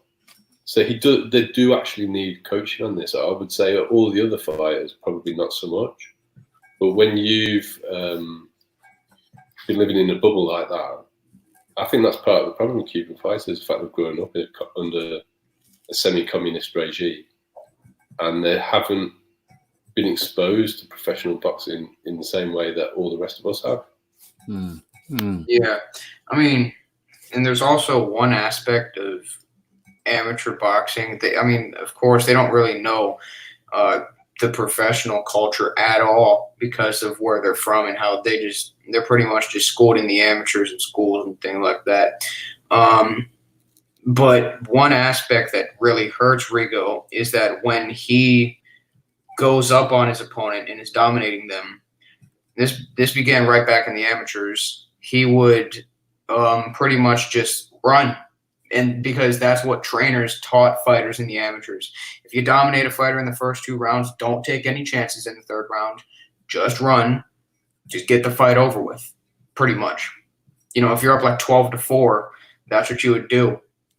But in the pros, typically the expectation is to finish off your opponent. And Rigo took that amateur expectation and teaching and pretty much just carried it with him into many of his earlier fights, like against Ricardo Cordoba. He was more aggressive early on in the Donaire fight. That's kind of my point, Intangible. He needed some advice because he's actually got the ability to do it. Not all the Cuban fighters have got that, but Rigo has. If you explain to him that you're going to make a lot more money if you do the risky thing and go in there and just clean his clock, Rigo's got the reach, he's got the power, he could just do that to most of the guys his size. Yeah. Okay. And I'd say that's bad management and bad training. Okay, so I got a question from AOBZ. Ask Troy and the Fight Doctor why Rigo said no to the World Boxing Super Series at 118, but now wants to fight at 118. Probably because he's looking to cash out. You know, he wants to cash out. That's all. And I don't know if can he still make 118? Yeah, he's making 118 now. Yeah, so I mean, he probably just looking to cash out now, and that's why he's taking it. It's not, I doubt anything else. I doubt it. The Fight Doctor. I would agree with Troy. I mean, maybe they were offering him a shitty deal. I mean, the guy is he's 39, 40 years old. And I guess at this point, look, it's called prize fighting for a reason. Okay. You fight for a prize, and these guys have a short shelf life. And at the end of the day, you need to take, whatever fight is going to make you the most amount of money, because you never know what's going to happen. All right. You might suffer a career-ending injury in your next fight. So why are you going to fight for short money? No, I want the most amount of money, whatever's going to make me the most amount of money. And maybe this deal from the World Boxing Super Series was maybe it was on some nonsense. Look, if I have a better option as a fighter, well, look, show me the money. Okay. So maybe that was the question that Rigondeaux was asking himself. Like, these guys showing me X, but I can get Z over here and X is less than Z. So do the math. Do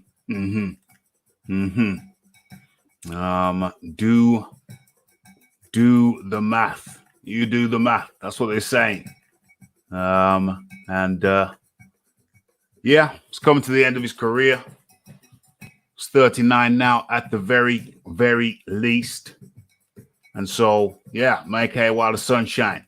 Make hay whilst the sun shineth. Somebody hasn't heard. Okay, bro. The full explanation of the James Toney saga is the beginning of the show. Long story short, it was a last minute thing. I didn't make the arrangements. I never actually spoke to James Toney. And what was it?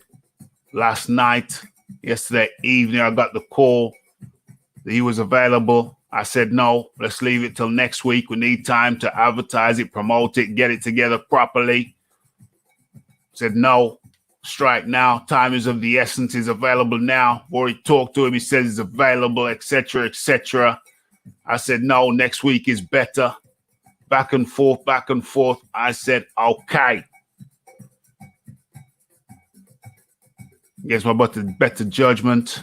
And 35 minutes to the hour. 27 minutes to the hour. I got a call, said James Toney has cancelled. Yeah. Rafi wasn't happy, but there you go. I won't be making those kind of arrangements again. It will be a week in advance, 5 days, 4 days minimum. And I will have to speak to the person beforehand to make sure that I'm satisfied with arrangements. And I'm satisfied that they're going to show. So, my mistake. I veered from my own philosophy on checks and balances. And the outcome is what the outcome is. Okay, so I think we've chopped up boxing talk. Chopped up boxing talk. And now wow.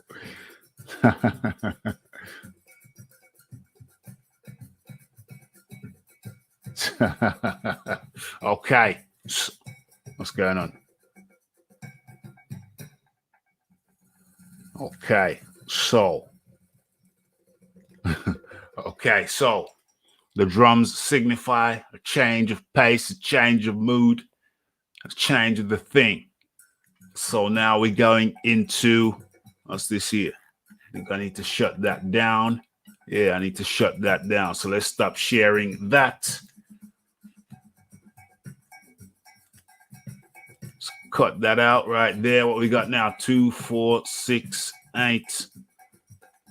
Still a lot of windows. Still a lot of windows. Let me shut some of these down. Yeah, shut that down too. Shut that down too. Shut all of this. 1, 2, 3, 4, 5, 6, 7, 8. Let's down. Shut down all of this. Okay, I think we're in good shape. Okay, so let's get into this thing. Let's bring everybody up. And let me share my screen with you. We're into the fight section now. Let's share this, and I had to change the fight selection a couple of times. First, we were going with one fight.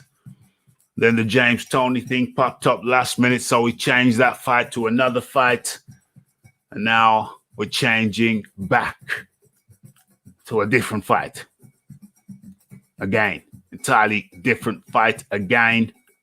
Changing. We're on the fly, doing it on the fly, making the best of a bad situation and coming through it. What's this? Why is he doing that? Don't do that. What's this? Do this instead.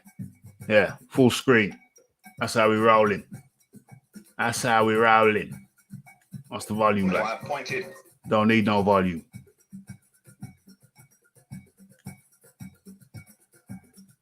Let's adjust this.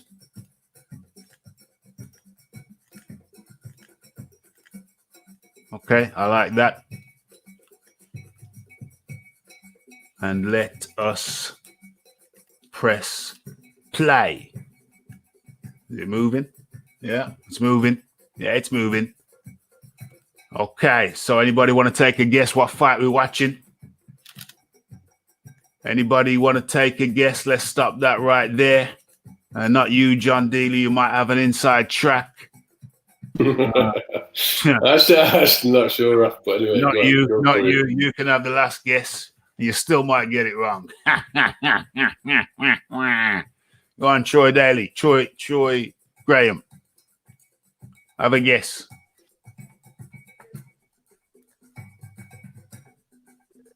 Fight Doctor. Have a guess. Michael Nunn? Is that Nunn Eubank?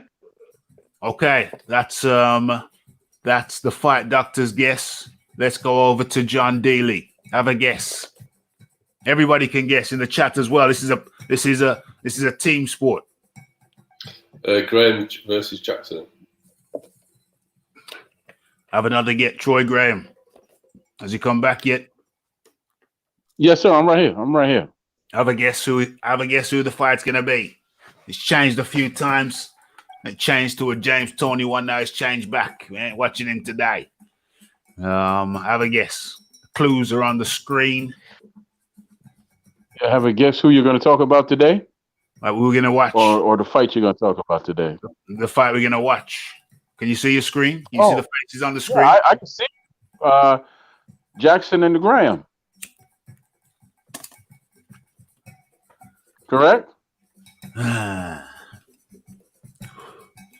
You guys. You guys. You guys. But I got to jump off. My phone's at 4%, man. I got to jump off and charge up this phone. No problem. No problem. Okay, Thanks, Troy. Thanks. The Reverend Pickle says Harold Bomber Graham.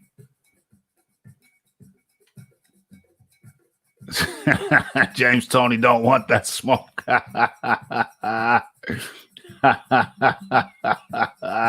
Second to none. Just come out of jail. I think he did a 16-year stretch. Damn, that's a long time. It's a hell of a long time. Eubanks, only guy I've seen. His head looks like a stone. None Toney. I ain't having Toney today. I ain't having Toney today. Harold Graham.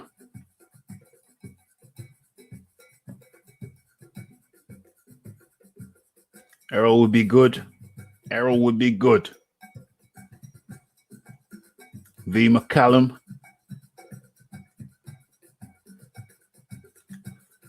Errol sparred with Chris Eubank. Chris Eubank said, why? When I asked him if he'd fight Errol, Graham said, why would I fight it? Why would I fight the guy I can't hit?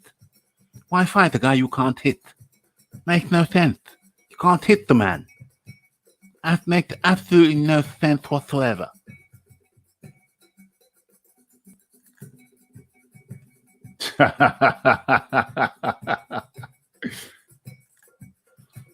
You know that song? You know there's a song about Mike McCollum. You know there's a song about Mike McCollum. Okay, we've done enough. We've done enough speculating.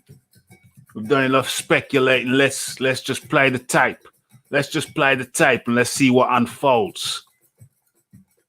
Damn, let's stop that.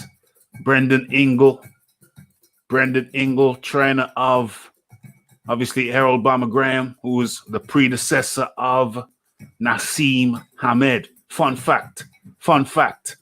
I never liked Nassim Hamed because he didn't give props to the man I believe was the originator of this style.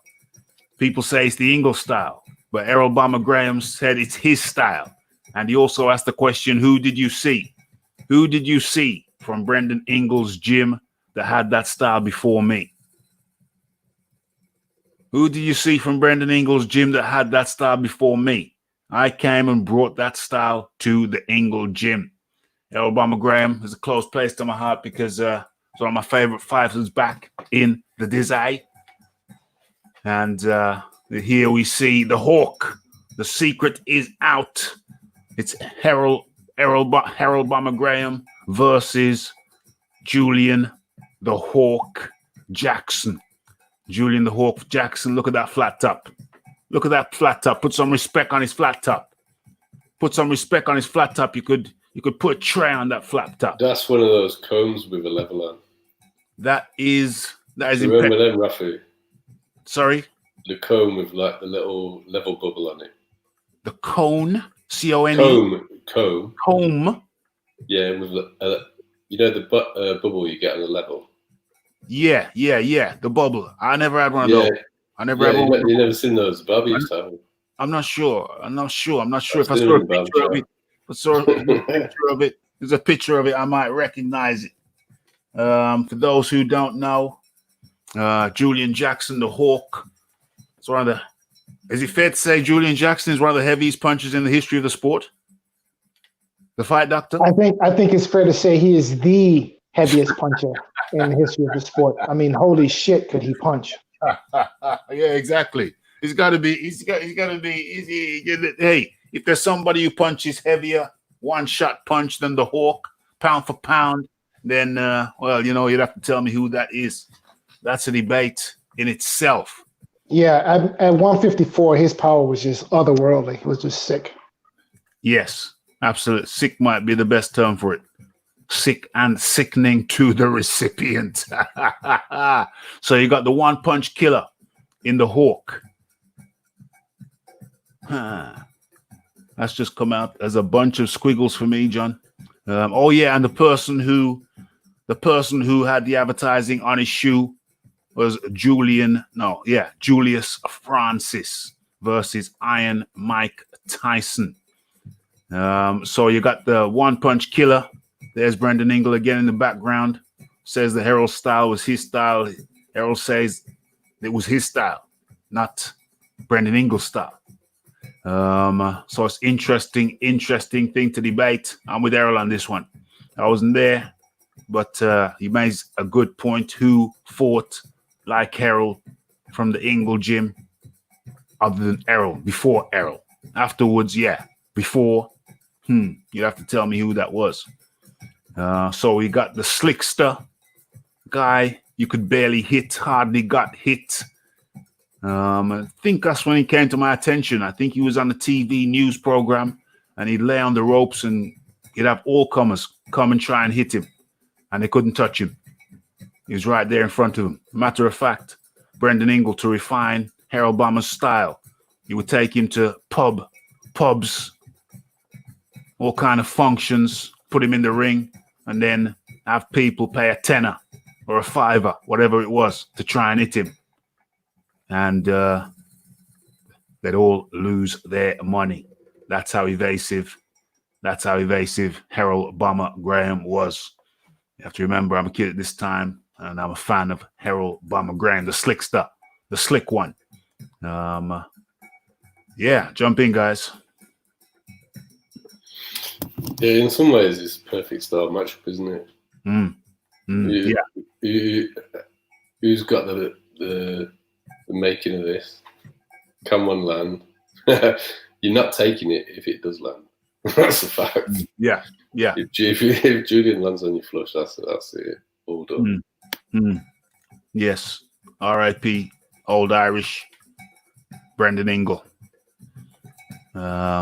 Certainly did. I like a lot of his style, the philosophy of his style.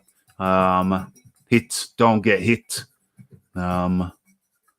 Didn't go hard to the head in training very often. Definitely looked after his guys' health, was paramount.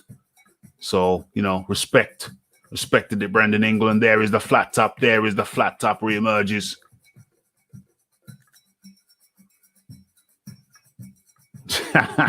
You could land a helicopter on that flat top. You could eat your food off it. Was that Mark Tibbs? Was Mark Tibbs around? Is Mark Tibbs in the Brendan Ingle arrangement? I don't know if Mark Tibbs from South worked with Brendan Ingle from up north. I don't know that. Okay, so we're not going to give the game away. For those who don't know what the outcome is, I suggest you just sit back and relax and enjoy as we take you through this journey together. Okay, should write something up on this. Come in when you're ready, guys. If you got anything to say, don't be shy.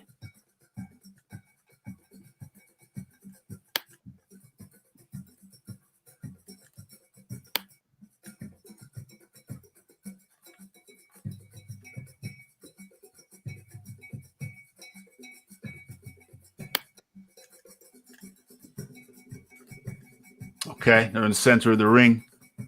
Better write this up. Oops. Harold Bomber Graham versus Julian the Hawk Jackson.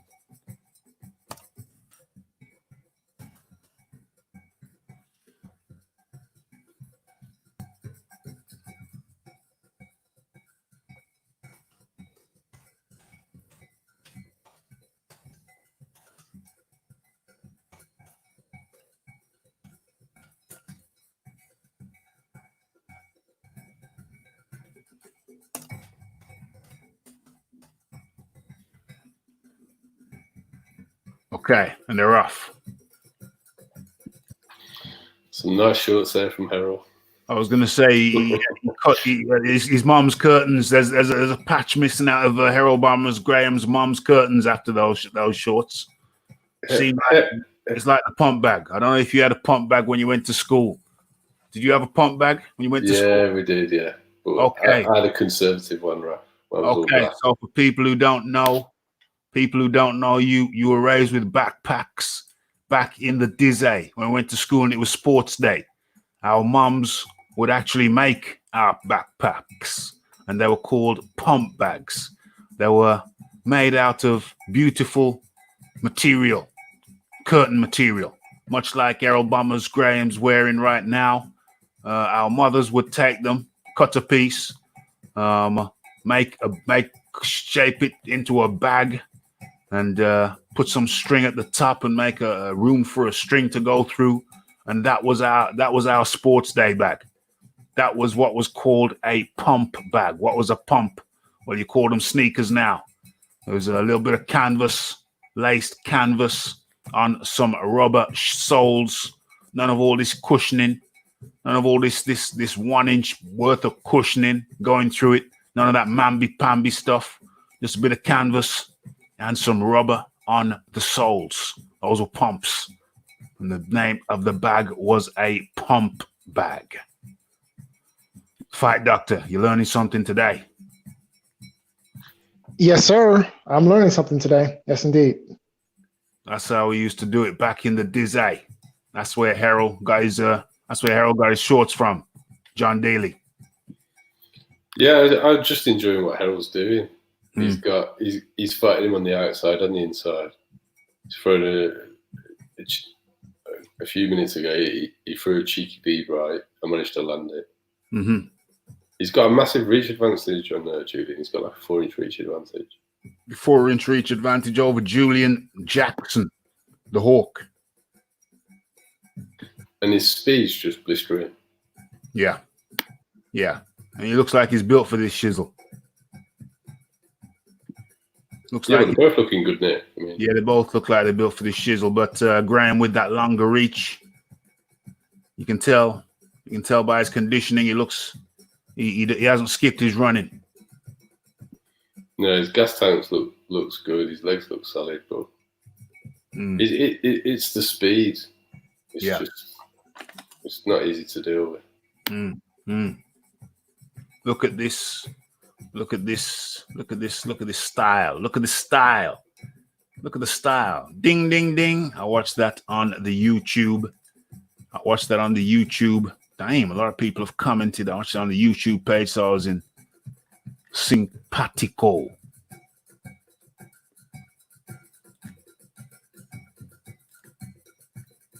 Shorts from Magnum PI.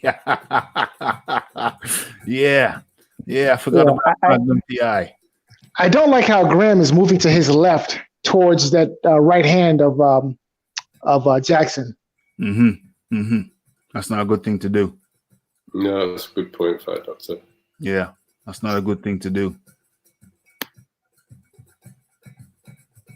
But I do like the jab. I do like the punches and bunches. I like the hand speed.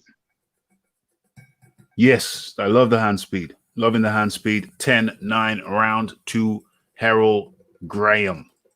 It's all round speed, though, isn't it? Look at his head movement speed, his foot speed. He's just a very fast man. Yeah. What's that background? Okay. Yeah, okay. So it's round 2. Those long arms and the fast pace. Oh, damn. You saw the sweat fly off Julian Jackson's head. Harold Graham saw it. He knows it. Goes in for the kill early. He's on him. He rocked him with the left. And you look how Harold Graham switches his lead hand. Switch hitter. Primarily Southie. Southpaw. Okay. Using the foot movement and the head movement. Boom. Right hook. Blocked. Partially. It's lovely rights. Coming over with some lovely straight rights. Harold loading up. Julian loading up. Big hook from the Hawk.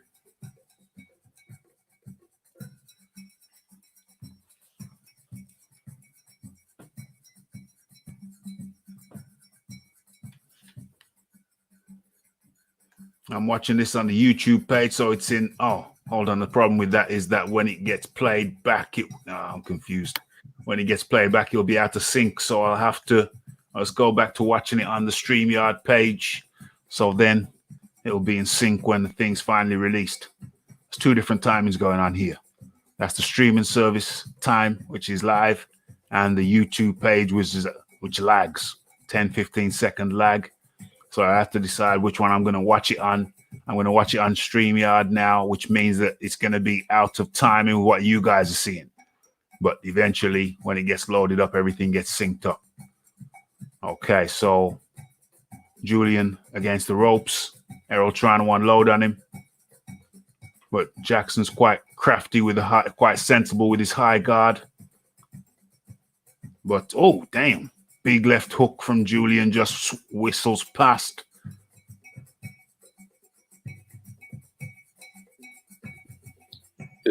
That's some serious speed to have missed that one. It's brilliant. I don't like it as a defensive technique though. Slipping back like that, no. You just haven't got a lot of room. Yeah, there's not much room for error. No. I'd rather see a parry and a duck under or something. Yeah, like that. absolutely. Absolutely.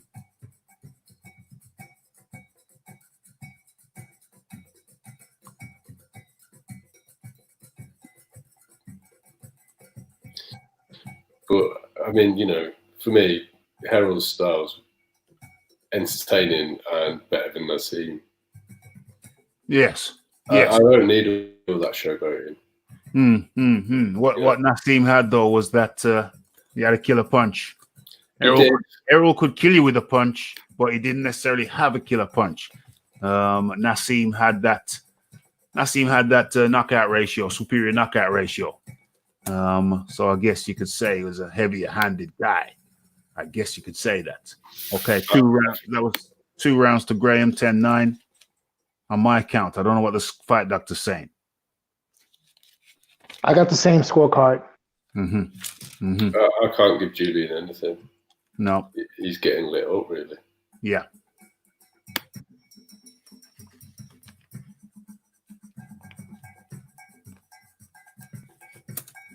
What's going on in the chat? Are they coming out for round 3? I believe this is round 3.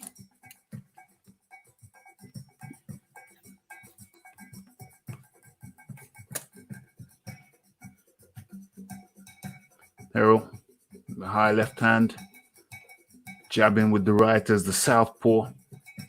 Nice jab, gets through. But remember, you're up against the Hawk. Anything, the whole world could be changed within the twinkling of an eye. And he keeps using that headbutt defensive technique. It's great. It's brilliant when it works. It's great when it works. When it don't work badly. Whereas if you're parrying, you've at least got a chance that you're going to take something off the shot. And it's easier. Yeah. It's a high risk thing, but it's what he did. It's his style. Damn. Awesome. Both of them got double hit. Both hit at the same time. But it looks good. I mean. So Jackson is turned southpaw.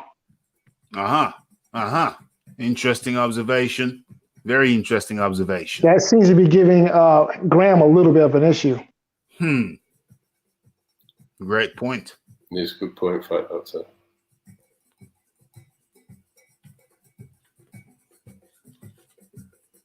Okay, so Palmer caught him with a swift left hook and got Julian Jackson in trouble again. But the thing is, he's lunging in so hard. He's helping Harold with his own momentum, isn't he? Yeah. He's coming onto the shots. Mm-hmm. The only thing is that I think Harold's reacting. He's not really setting traps. He's relying on speed and reflexes to clock in. He ducks under that one beautifully, though.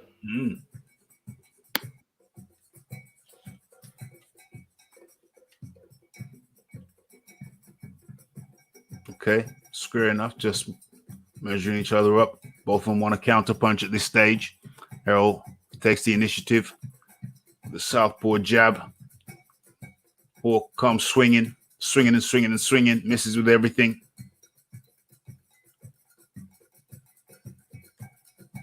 Okay, both wanted to counter punch here.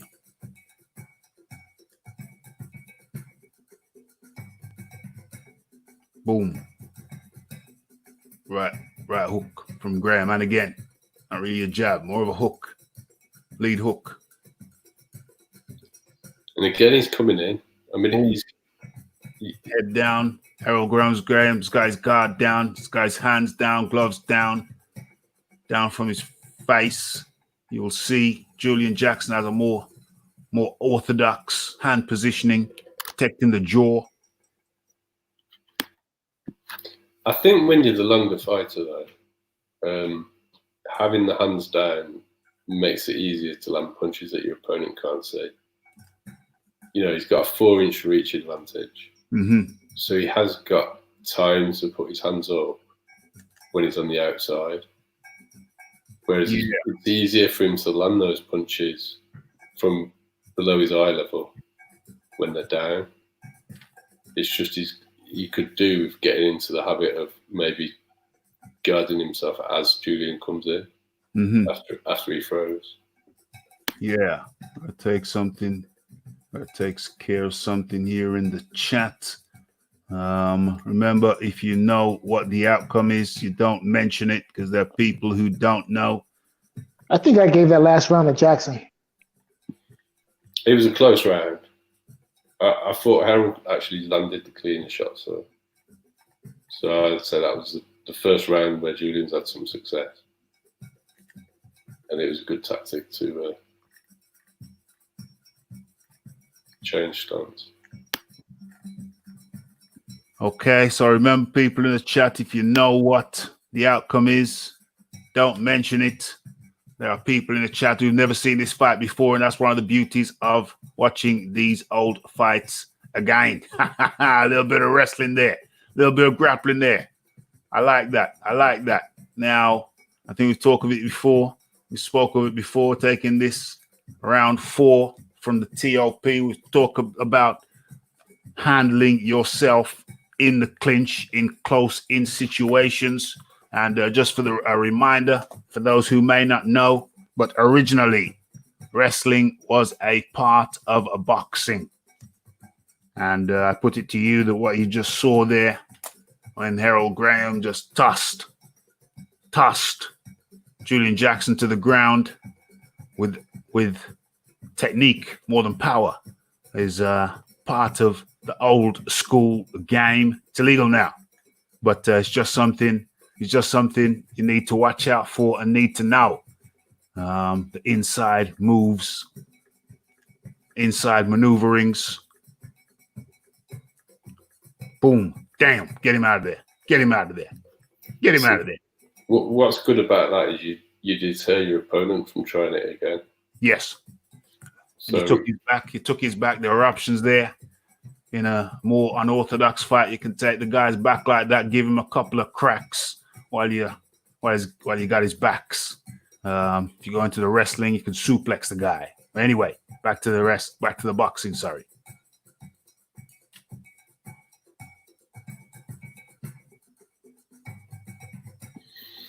He's very much coming in head down like a bull, isn't he?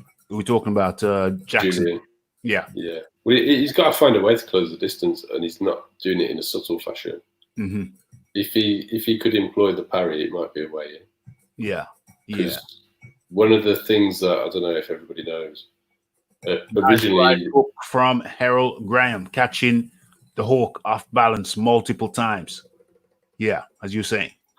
Originally in the UK, boxing was sort of a hand-to-hand version of fencing. Mm-hmm. And if you know anything about fencing, the parry is how you get in. Yeah. And I think that would help Julian in this case if he knew how to parry. If that was part of his skill set, yeah. And he's getting pretty much lit up here. A little bit lit up. Got back against the rope here. Boom. He's got a good understanding. And again, Harold takes it back. Yeah, exactly. I was just about to say his grappling skills are good. Beautiful. Particularly when out of the two of them, Julian probably. Jesus. Jesus. Jesus. Now, that's not fake shock. Let me tell you a little story. I have not watched this fight back since it happened, and I totally had no idea. I'd totally forgotten that the fight ended so soon. In my memory, the fight went almost to the distance, and Harold Graham just got stopped, picked at the post at the last at the post. I had no memory that this fight was finished in the fourth. I had a false memory. I thought it went to the 11th. And that's when Harold Bomber Graham got stopped. Maybe that's what I had to tell myself to get through the upset.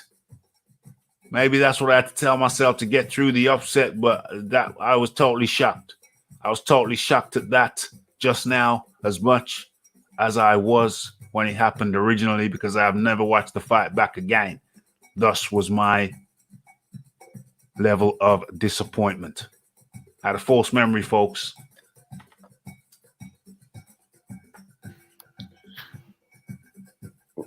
I knew the result, but it still caught me off guard. It's that fight. I knew the results. I just didn't know the round. No. I mean, I knew the round. Mm-hmm. It still caught me off guard because it's just totally out of nowhere. You know, you're going to talk about one-punch knockout power. Look at that. OMG.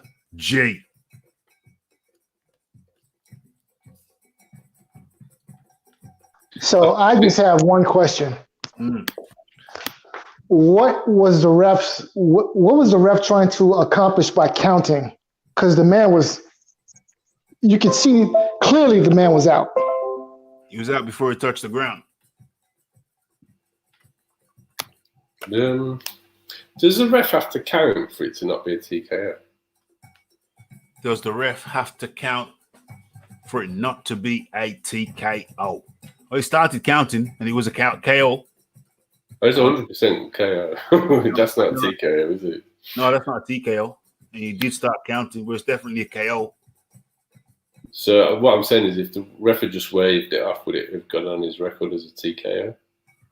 I'm not sure. That's what you're saying. No, either way, I think that. Well, I don't know what the letter of the law is, but because that's the only reason for that count. Because he's still not up now. All right. Yeah. No. He stayed down for a while. He was dizzy for a while. Well, that's what the Hawk had, isn't it?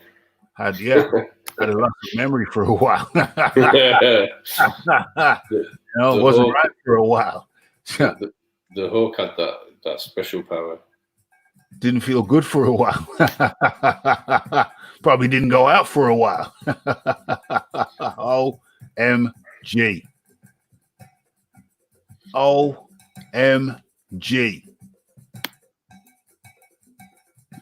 When the leg goes behind you like that, you know it's serious. It's terrible. Oh, it's so sad.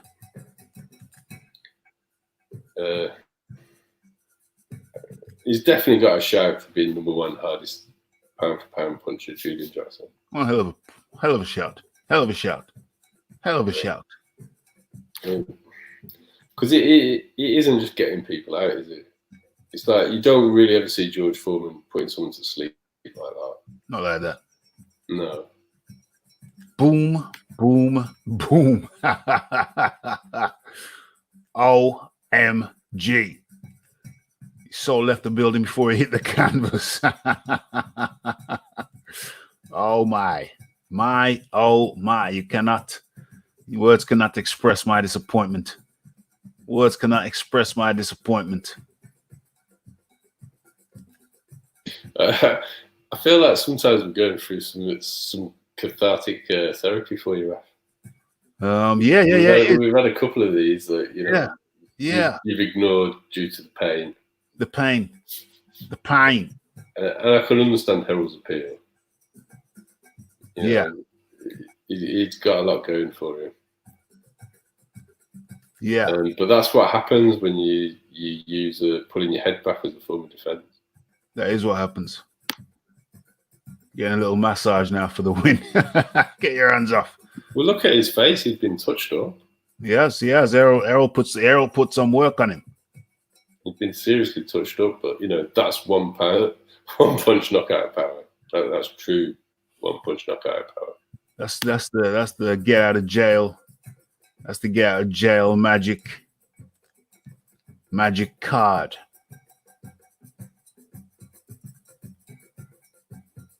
To bring the exorcist in. Yeah, I totally forgot that he was that. Totally forgot that he was that early. Madness. Complete and utter madness. And so now you know we're gonna have to go for a second helping. I have to go for a second. Boom. Boom. Oh dear. Oh dear. Now we're going to have to go for a second helping. And he caught him right on the point of the chin, right in that sweet spot. Couldn't have been better. He was coming in as well. I mean, everything's there. He's coming in, chin up. I must confess, that was a beautiful shot. Yeah. I don't think Julian has to hit you that clean to get you out as well. No. And the fact that it was that clean, exactly, makes it worse. That only makes it worse. That was brutal. That was brutal. Okay, where are we going next? Where are we going next? That was Julian Jackson. So I should read a little bit about him in a second. First things first. Let me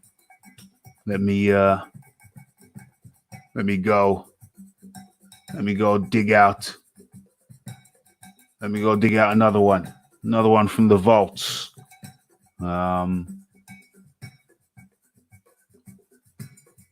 Which one would be a good one?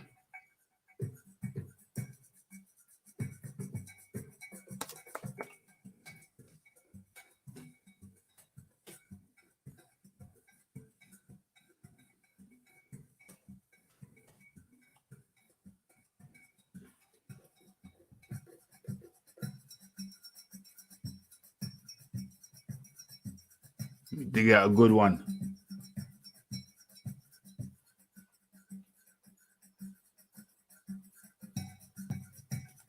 Okay.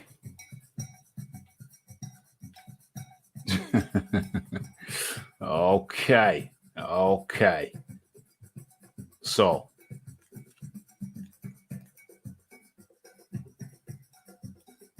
what is this? This damn thing start from? No, I don't like that. Fight's already started. Fight's already started when the recording started. We don't like that.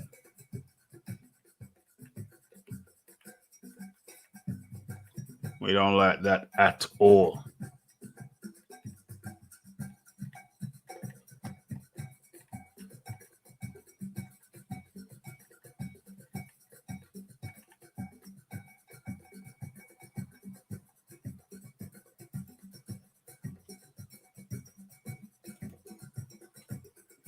Okay. I found it. Let's line this baby up.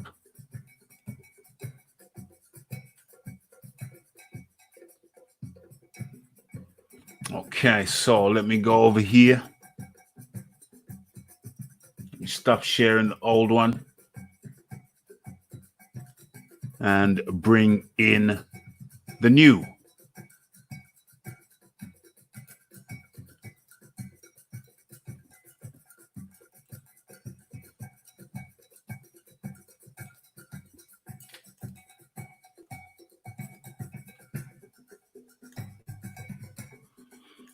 Okay, so I should be sharing now.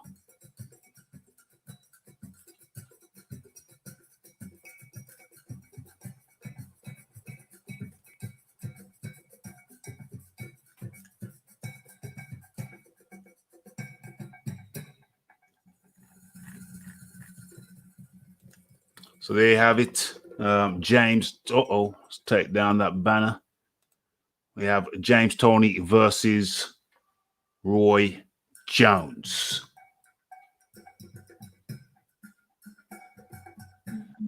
What could have been, James Toney could have gone down as one of the absolute best had he just been able to stay disciplined. It's just a waste every time I think about it. You are not alone.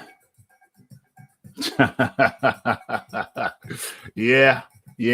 It was not this was not going to be the one. I was just scrolling through looking for a second fight since I forgot that totally forgot that the Graham fight versus Julian Jackson was so quick. Totally forgot about that. And scrolling through, thought, whoa, which one do we watch? Which one do we watch? And made a decision.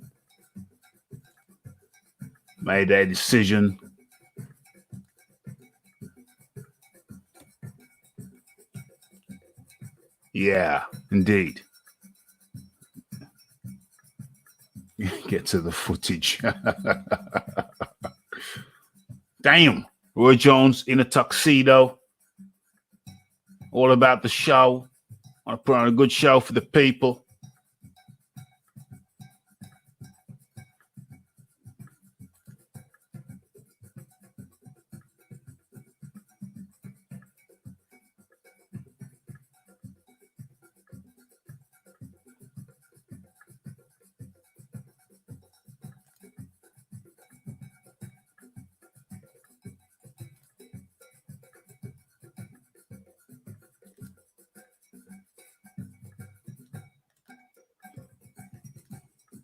Okay, James Toney in the tux. Always doing a dance for the people. Look at this. James Toney in the tux doing a dance for the people just before he gets in the ring. What more could you ask for? Bit of boxing, bit of dancing. What more do you need?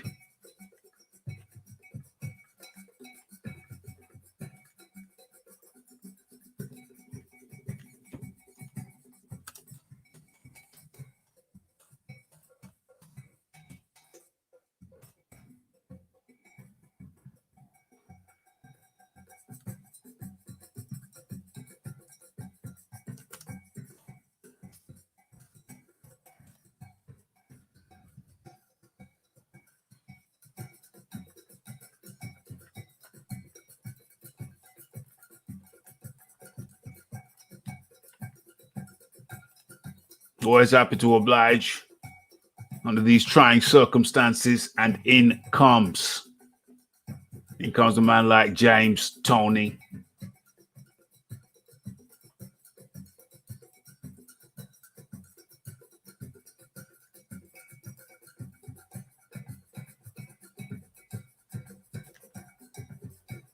Roy Jones always reminded Reverend Pickles of Archie Moore.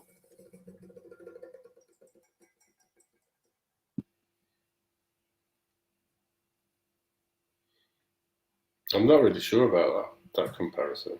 No. No.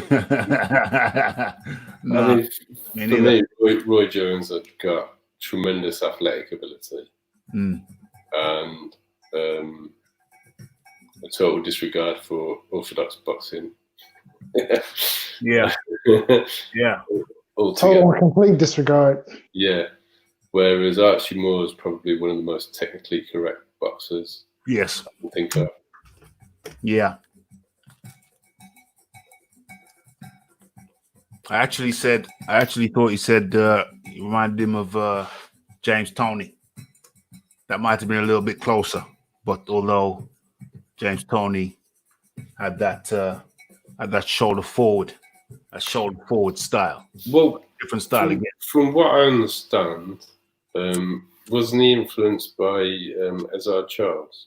So a lot of his defensive tactics and style.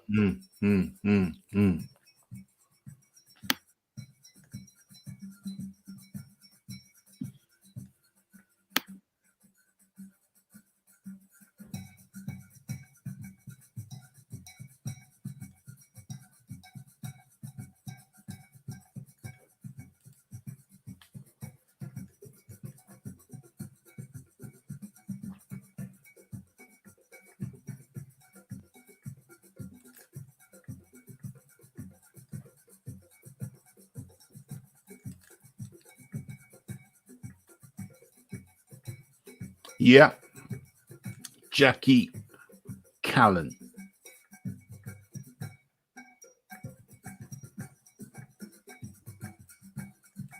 Is that the Meg Ryan lady?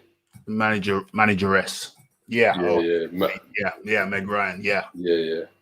She looked as good as Meg, actually. Didn't she sort James out with his trainer, Bill Miller? You mean hooked him up with the trainer? Yeah. Oh, okay. And I think Bill Miller, he was one of the great old school trainers for me. Yeah. Look how young Buffer looks there. Damn. Virtually no grey. I didn't recognize him. I had to look twice. Bruce Buffer. She was Jewish, yes, I believe so. That's why he had the Star of David oftentimes on his shorts in homage to his manager's religion. I don't know how that works. I can't remember any other fighter paying homage to his manager's religion. I don't know what's all that about. Unless he converted himself. I don't know what that all is about. What is that all about? Anyway, he's not here for me to ask him, is he?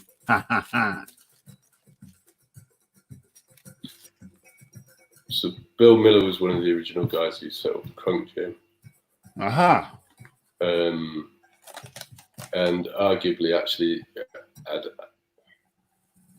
Both guys are dead, so I suppose it's fair to say that he arguably was better than Emmanuel Stewart in terms of the skills that he could impart on his pupils. That's interesting. That is interesting. I mean, skill for skill, Toney's he's up there with really anybody for me.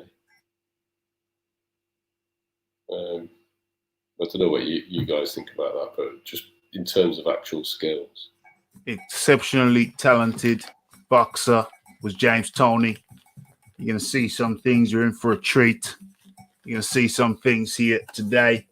You're going to see some movement. You're going to see some slipping. You're going to see how he slips punches by the millimeter sometimes with that shoulder forward stance. Well, we were looking at some slipping in sparring the other day, weren't we, Raphael? We were. Yeah, Deontay's should maybe watch a bit of James Toney time to see how it's done. Damn. Yeah, the distance between Deontay Wilder and James Toney is about as wide as the Pacific, as Japan is from the west coast of the United States. It's just, Toney. I'm just being. I don't know if you saw it. Me and Rafi broke down some of Deontay Wilder's training, and he was doing a bit of ducking, and it didn't seem to have a plan at the end of it. When James Toney's ducking, is to set up a punch. It's never just to miss a punch. It's to set up a punch as well. And really good defensive fighters are using their defensive moves to set up a punch, to counter punch. Deontay was just sort of moving. Your offense should have built-in defense, and your defense should have some built-in offense. Indeed. Yeah. And so they come together. James Toney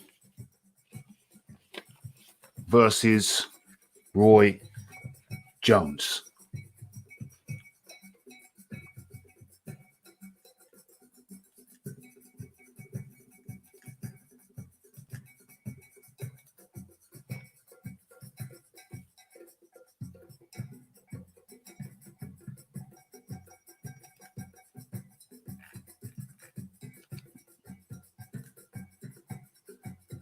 Okay.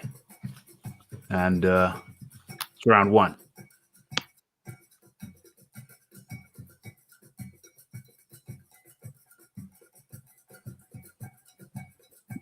See there, Raphael's going from low to high with his guard. Yeah. Because he's aware of what's coming. Yeah. I'm talking about James Toney here. Yeah. Because once you're inside his reach, a high guard's not a lot of use to you. Jones, couple of taps to the midriff of Toney.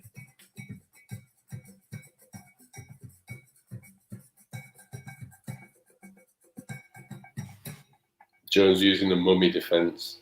I'm not a fan of that. But then it shows you his blistering speed. It's just lightning, isn't it? Yeah.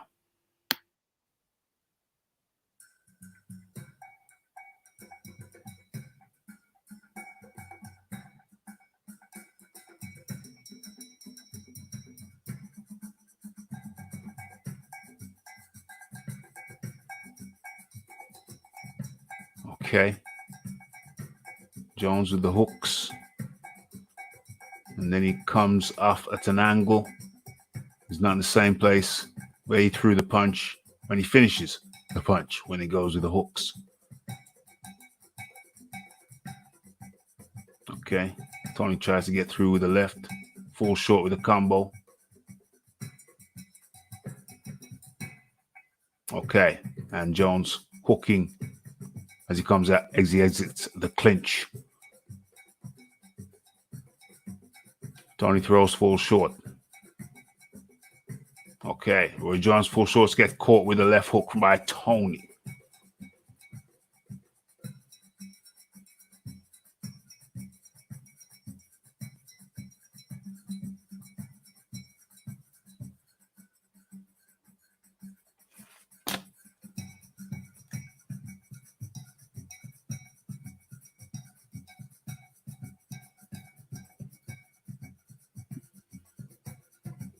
Quite a bit of posturing and feeling out going on in this round, really. A lot of feeling out.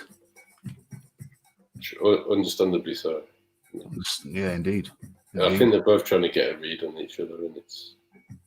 Yeah. I don't think either of them are easy to read, really. Yeah, exactly. So basically, they're posing a conundrum for each other. James get through with a couple of shots. I mean, Jones get through with a couple of shots there. And once again, off the clinch hook. Jones hooks off the clinch, but Roy Jones, James Toney did the same thing. He caught him with a hook off the clinch also. That was a Jones round for me. Yeah, I totally got that as a Roy round. Yeah, it was a Jones round. Yeah. But it was a close run. It wasn't one-sided. Yeah, it wasn't one-sided. It wasn't one-sided at all. Because of his style, I think James is just trying to have a look. He's not really worried about trying to win that round. Say again?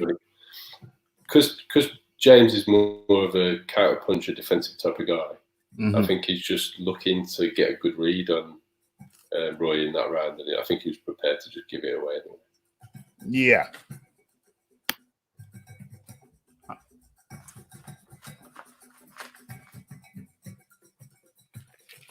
Okay, so we go in. Thank you very much, Ray's still putting in that working in the COVID era. still persevering. Okay, so Jones in the corner. Light on his feet, bouncing, changing levels at all time. And then when he clinches, he makes sure he has his head higher and to the side than James.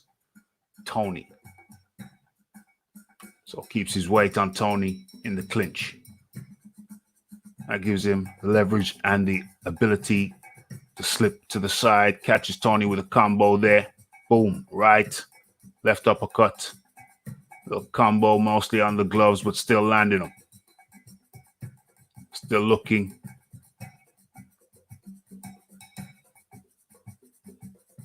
Well, with more ideas here. Nice couple of punches to the dome piece of James Toney as he comes in while Jones has his back to the ropes.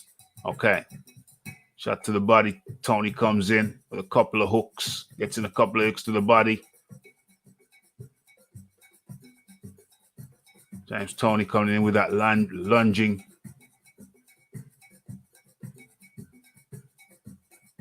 A lunging jab, if you will. All right, so Toney to swing and miss. Catches him with an uppercut on the way out. Nothing too powerful.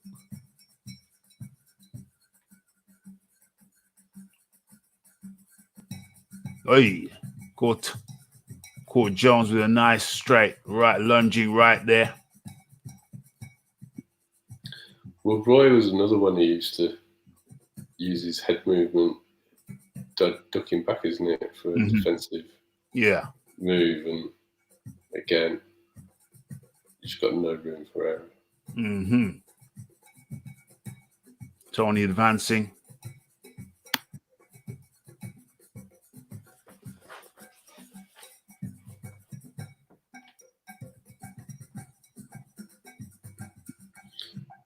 James is starting to find a path to the inside now, isn't he? Slowly getting there. Slowly getting closer to the target, but Jones, wily, catches him with a jab. Roy's still using his reach well and just catching him. He is.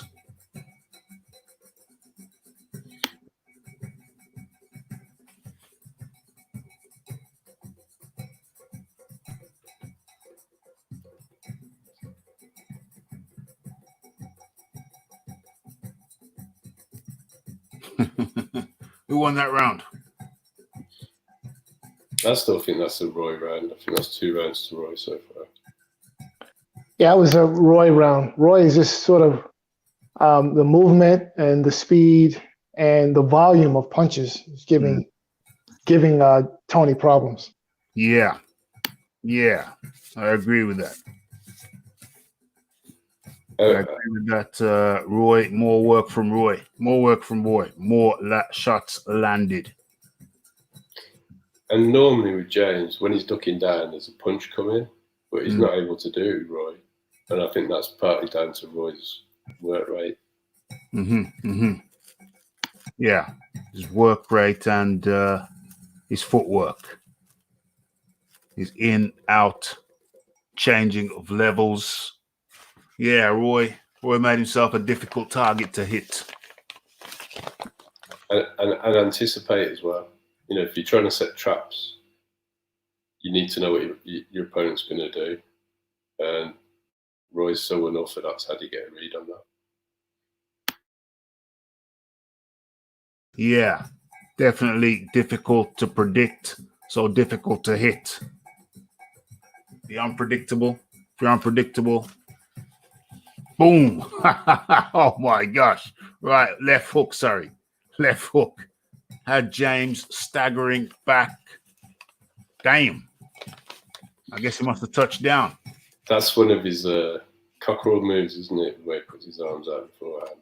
And I think he generates a lot of power coming up from there. Damn, uppercut. Right hook. That was the back of the head from Jones. Just trying to put that work in, but it's early doors. And now James Toney is advancing. Misses with the right hook. Touched him with a jab. Okay, referee resets him. And Jones with that lunging left hook and moves off to the side. Okay, James coming in now. Oh, eats a couple of little right hooks.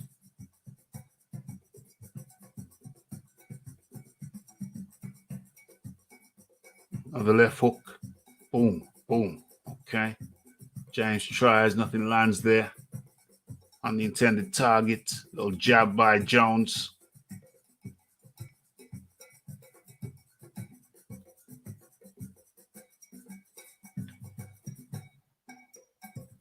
Little uppercut on the inside. Little right there from James Toney. A couple of fakes by Jones. Roy Jones, that is.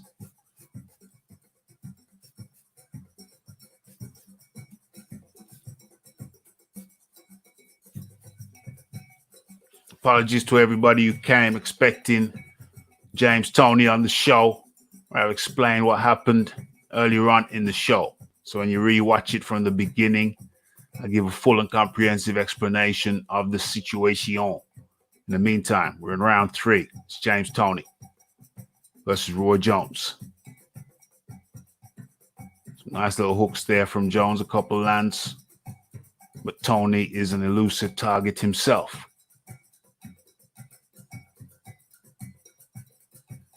Left shoulder forward, make himself a lesser target. Almost a defensive tool in itself. They'll give each other a little look there at the end. That looks like 3 rounds to Jones to me. I'd have to give Wood a 10-8 there. Yeah. He dropped him. It's a 10-8.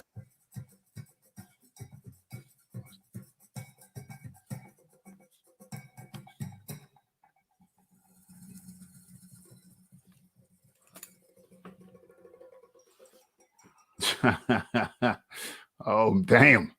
that lunging left hook there after they play some little shape games. Ooh, caught him off guard when he's leaning back. Exactly what we've spoken about. And that was actually more a balance issue than a power issue. Caught James Toney off balance when you're leaning back. And that is the consequence. Did he also step on his foot? Could have been. That was more of a balance issue than a power issue. James Toney comes flying out. This is round 4.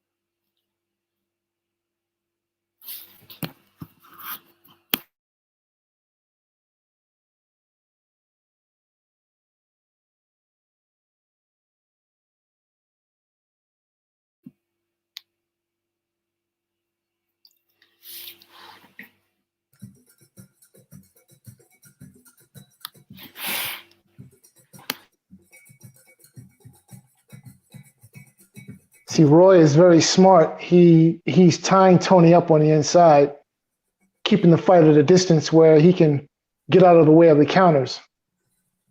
Very, very smart. Very, very smart. I think he's lighter on the feet and he's making it count. That's one of Roy Jones's strengths. His cat-like foot movement. He's got the reach advantage as well. So not only is James more comfortable on the inside, but Roy's just better equipped to deal with him on the outside anyway. Yeah. I sometimes think he's really wide, sort of left from Toney. I don't really know what to call him, as an attempt to sort of get his way in. Mm-hmm. Just not good at all. Mm-hmm. But this is when Roy was really at his best. Yeah. And Roy's style, you have to have his athletic gifts. Other people just can't replicate what he's doing because they haven't got the athleticism to do it at all. Yeah. Yeah. But you see, the thing with the athleticism, you could have all the athleticism in the world, but if you ain't got the vision, if you ain't got the eyes to see the vision, to see what's possible, this is not replicable. It's the vision. It's the vision. The vision first.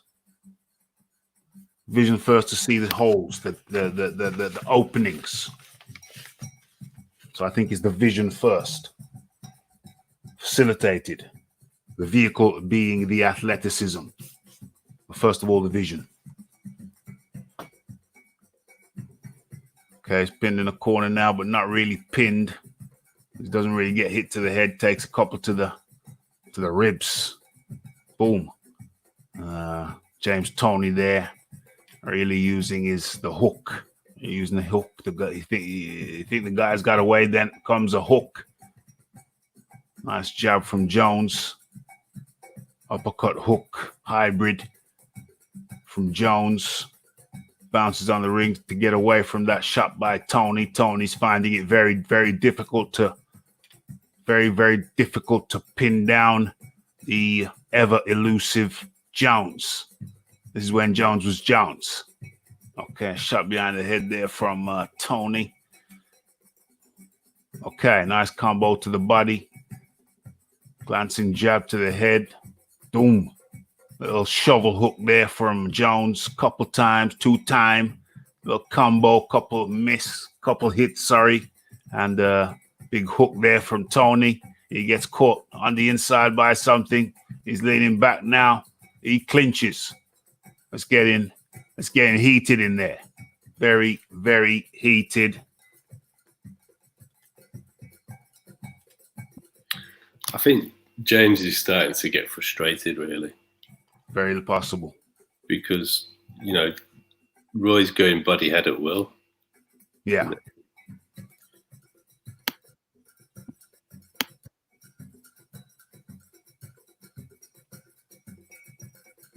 He's also making James throw now. Whereas usually that's James Toney's he's the one who can make you throw a punch, whereas Roy's doing it to him. Yeah. Damn. It's really hooking now. Toney's really hooking now. It's an example of when you think you got away, he'll just launch a hook at you. James Toney on his toes, that lunging hook. That lunging hook. Unusual punch. Okay, Toney comes in. Jones pulls his head down, smothers his work. Okay, another Jones round in the bank for me. Yeah. He's just in total control. Yeah. And he's outworking him and outlanding him. And mostly he's outfoxing him. Talking about Roy Jones, people. Talking about Roy Jones.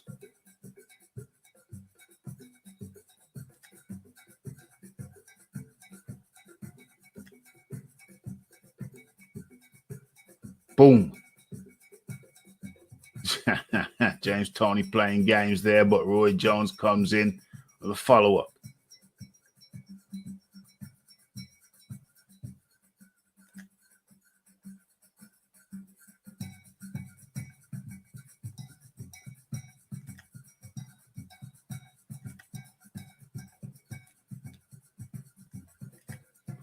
Okay. Jones got the little jab poking out there, not really popping out, but poking out. Who won that round, by the way? Roy again. Mm-hmm. I don't think we've given Jones. Toney a round yet. I haven't given a round to. I don't think I've given a round to Jones yet. What about you, Fight Doctor? No, I haven't. I haven't given him a single round. No.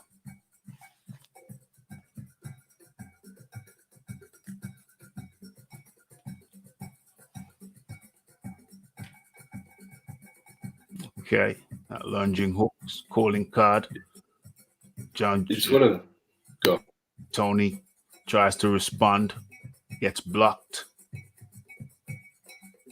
Toney here trying to get a read on the highly elusive Jones, and it ain't easy.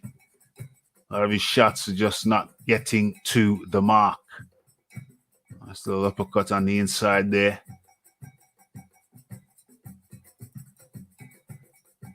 And again, Jones breaks with a hook. Okay. Toney goes to the body there, trying to get some body work in because he knows he can't get the head. Knows the body's a more stationary object than the head.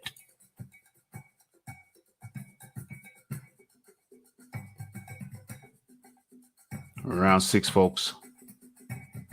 Boom. Toney comes close to the whiskers there. It's a 6-piece in return. And the way Roy moved out the corner was so nice as well. Beautiful. Just did not get trapped there at all. Just turned his man. Yeah, and always likes to finish with a hook as well as he's coming out, as he's exiting. That's a good point. It's a nice point. Why not have another point? Why not have another point?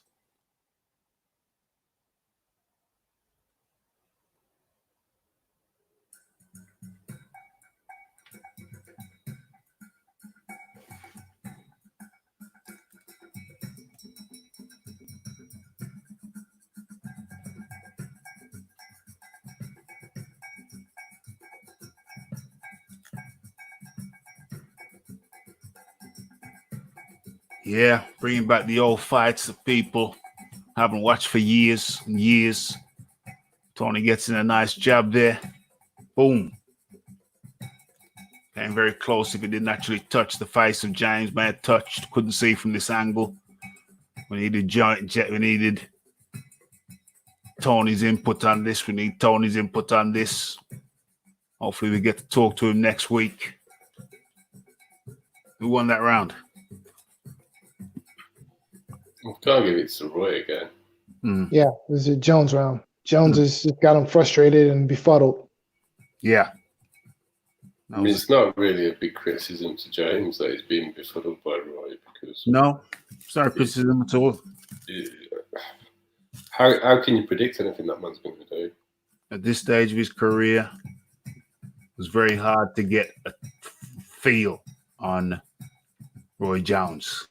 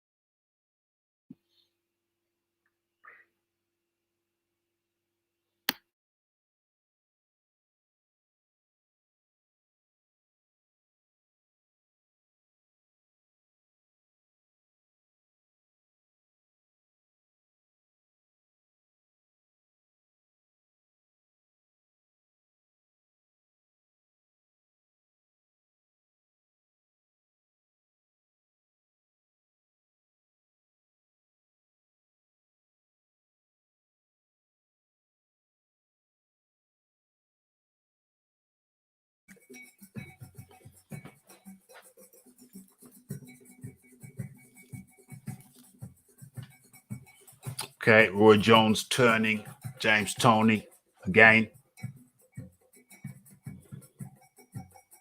combo, straights and hooks from Jones.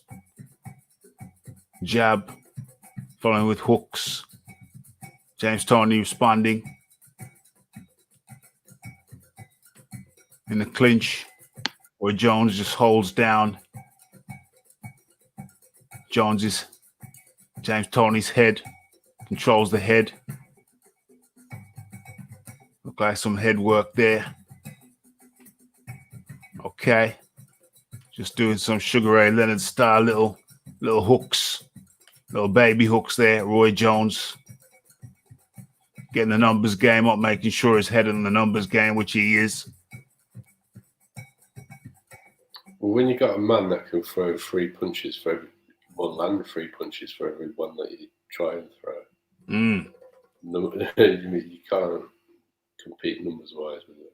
No, he's way ahead in the numbers game. Way ahead in the numbers game.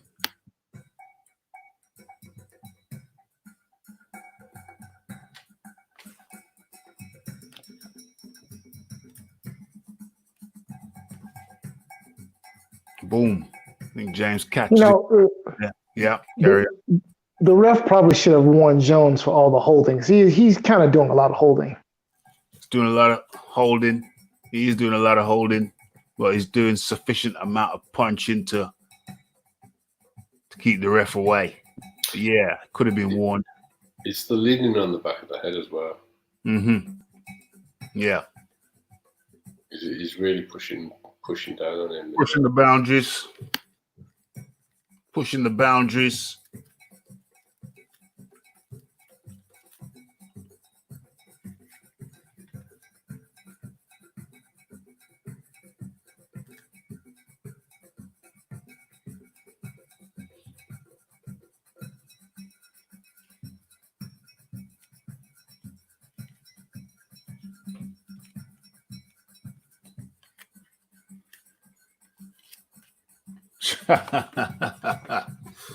Okay, ref gets wrong-footed there.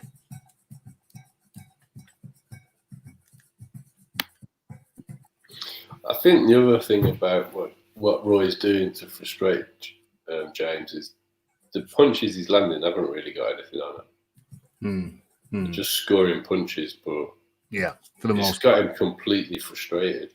Yeah, he's got no answer to it. And I've got that as another Jones card, and he's just, according to Lederman, he's got a clean sweep as well. He's just totting up the points there. Totting up the points is Roy Jones. Round after round after round. It's got to be frustrating. Because even the knockdown, James looked like he got his feet under him as soon as he stood up. Yeah. That was nothing about power. That was all about balance. That was all about balance. And the way that he sort of thrown him by putting his arms out, like the cockerel spreading his wings before he attacks. He just didn't know. He just didn't know what to do with it. Well, yeah, they both did the cockerel. Only worked out well for one of them.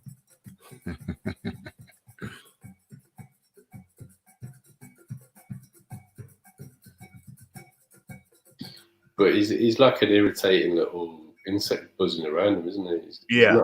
He's not hurting him. Not hurting him, but I'm sure there's some hurtful shots mixed in there. I wouldn't want it. Power shots mixed in there. I think that's part of a good offense, mixing in the powers of the shots. You think, this one won't hurt. Boom. So I'm sure there's some power shots in there mixed in there, but primarily, it's a volume thing. But the frustrating thing about it is when you know you're getting beaten like that, but you're not significantly hurt. Yeah. It's even more frustrating. That could be even more frustrating, I agree. John Dealey's mute button sounds like a 1940s typewriter. Always been accused of being heavy-handed, right? Yeah. Well, that mute button there. So I've never heard that mute button go so much before.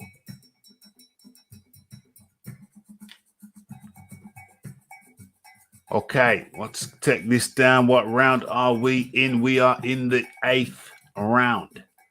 And it's more of the same. It's more of the same. James Toney found it very difficult to score over an elusive target. We're looking at two highest level combatants in the ring together. So we have to bear that in mind. You have to understand that. James Toney lands a couple of times there, I think, but Roy Jones is leaning backwards, so it takes the power off it. Whatever power on it got took off it. Roy Jones with that leaping left hook to start, and don't be surprised if he has a right hook to finish. And there it was. Always, often leading with a hook and often finishing with a hook. So in every encounter, he's looking to score at least 2 points at the very least. That's not including boom. And he catches Jones with a peach of a left hook as Jones jumps in. Jones catches him with a heavy one there. James Toney catches Roy Jones with a heavy hook there. Referee waves him to the corners, thinks it's over. Think it was the end of the round, but it wasn't, but it is now. And another round on my cards to. Is that Richard Steele? That looks like Richard Steele. It is Richard Steele. It is Richard Deep Pocket Steele. Okay, or should I say Richard in Don King's pocket Steele? Oh yeah. Well, Don took care of him. He's always around on Don shows. Don took care of him. Richard Steele. You got to look after your friends, Fight Doctor. Oh, you definitely take care of your friends. Always take care of your friends. Definitely took care of his friends in the game.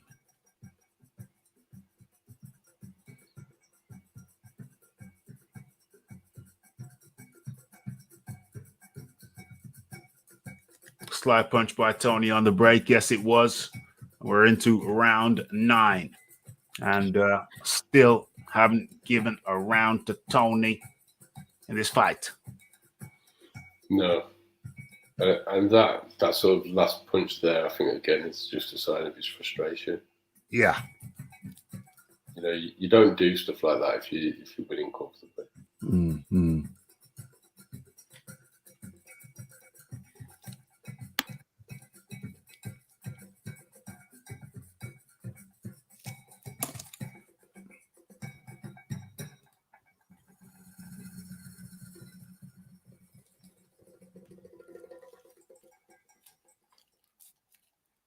Okay, so Toney looking a bit lighter on his feet. I don't think he actually has a fitness issue here at all.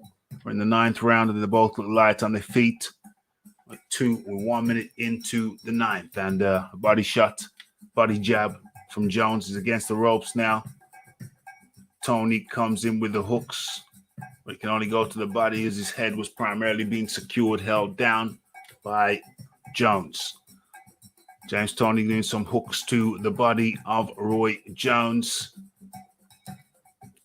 as they clinched in.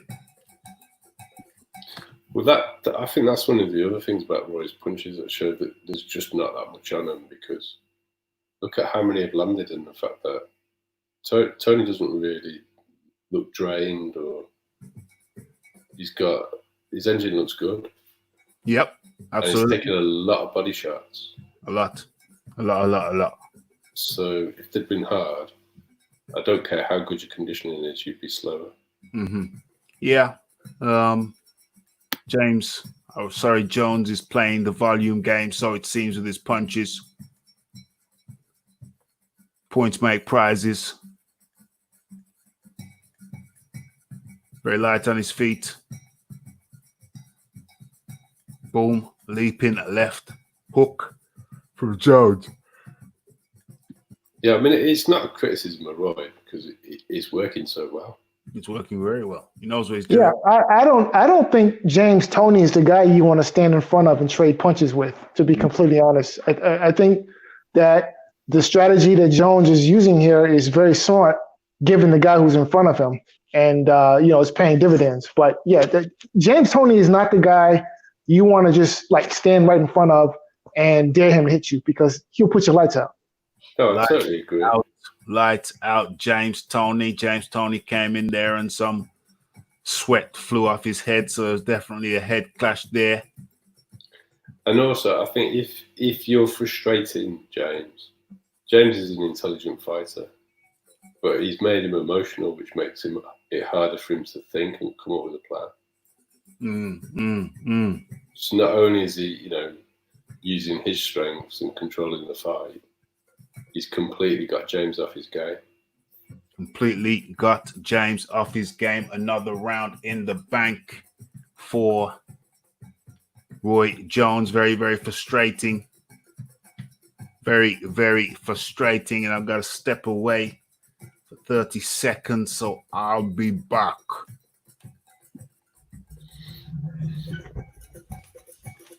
But your point fight that's about standing and trading, I completely agree. But he could have tried more power shots from the outside, just because he's got that that reach advantage. I've not really seen any powerful straight punches from Roy either.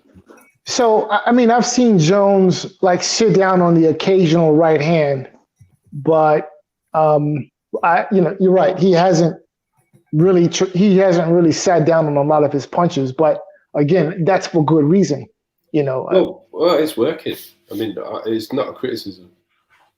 Yeah, no question. He's fighting the fight that he needs to fight, of course. He's in charge, and in some ways, the light punches are what's upsetting James Toney, because he knows he's losing. He knows he's not being hurt, and in a way, that's more frustrating, isn't it? Yeah, well, he hasn't won a single round, and I think he's probably getting tongue lashed in the corner. So I would imagine. Then he's got Jones in front of him. He's probably talking to him. He's dancing and showboating, clowning. So yeah, right now he's probably on 10, to be completely honest. Exactly, and that's where you went, James Toney, because under normal circumstances, he's an intelligent fighter that's going to set traps for you. Yeah, set things up and take you out, like you say. So the whole plan is kind of perfect, because you don't want to get in the pocket with him and see who can throw the hardest punches. No. But also, keeping James off his game means James hasn't got a plan to get you there either. Exactly. And who could do anything with Roy when he's like this? You don't know what's coming. You can't match him for speed. You can't find him. It's just a real tough task for anybody. I agree. I agree. And I think at this point, Toney should probably,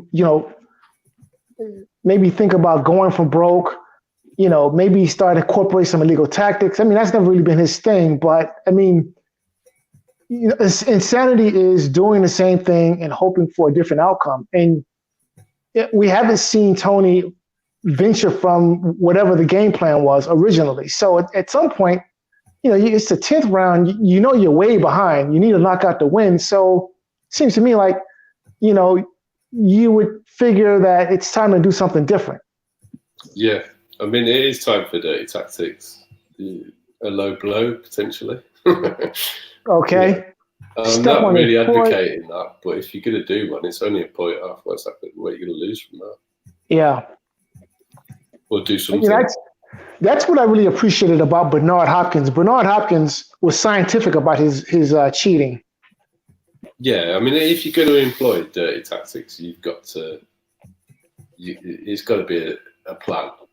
You shouldn't do it from frustration. You got to do it for a reason. Yeah, and pick what you do. Yeah, and in the modern era, I think Bernard Hopkins is probably the best guy I've ever seen who could scientifically apply dirty tactics in a fight and consistently get away with it. Andre Ward's up there as well. Yeah. Listen, Andre Ward is a clone of Bernard Hopkins in that regard. They're both excellent at bending the rules. Yes.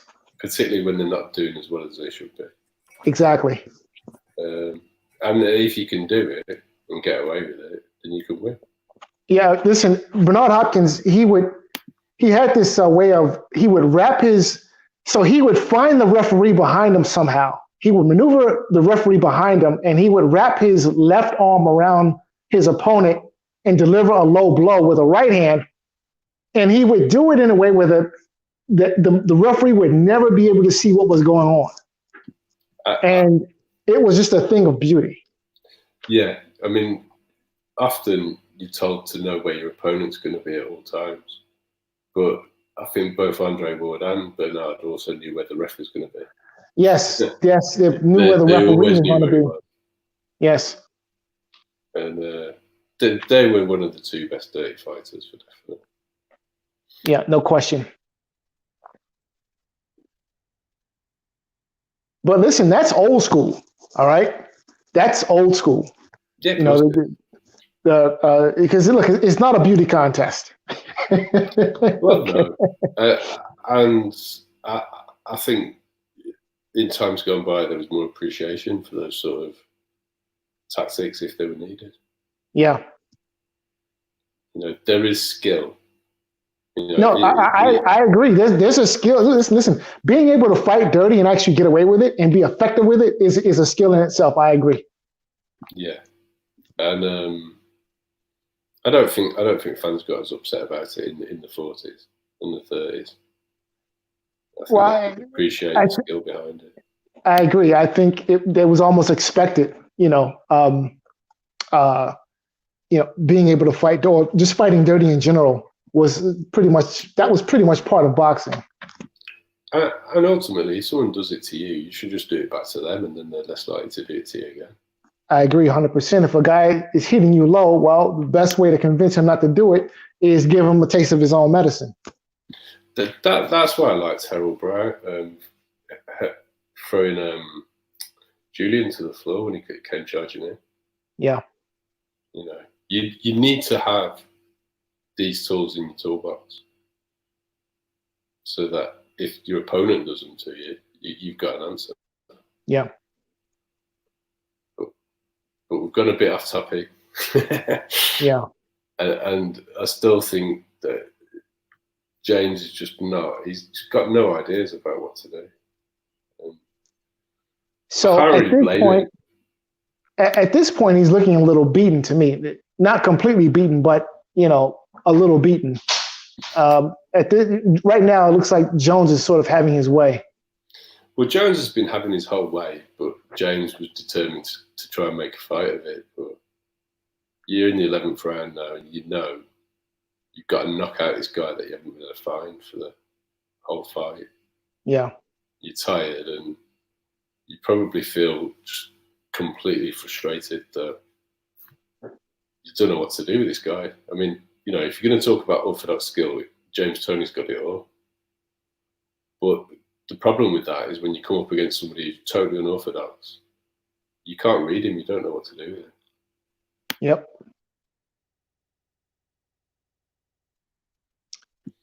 And that's a Roy round again. Yeah, no question.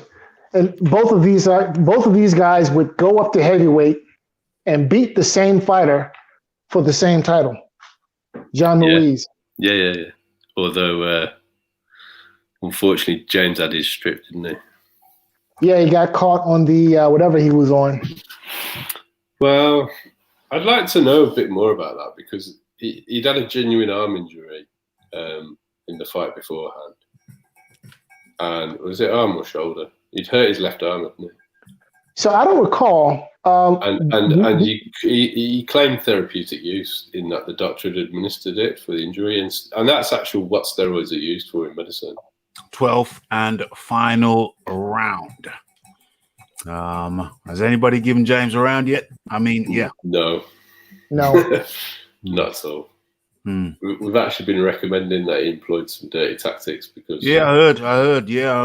Sometimes you don't necessarily have to break the law, but maybe you can bend it a little bit.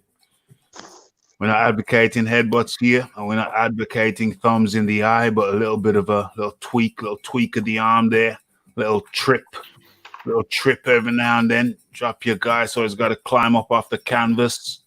little tricks of the trade from the days of yore. I was advocating something less gentlemanly. What was you advocating? Low blows. Uh-oh. You gotta slow him down somehow.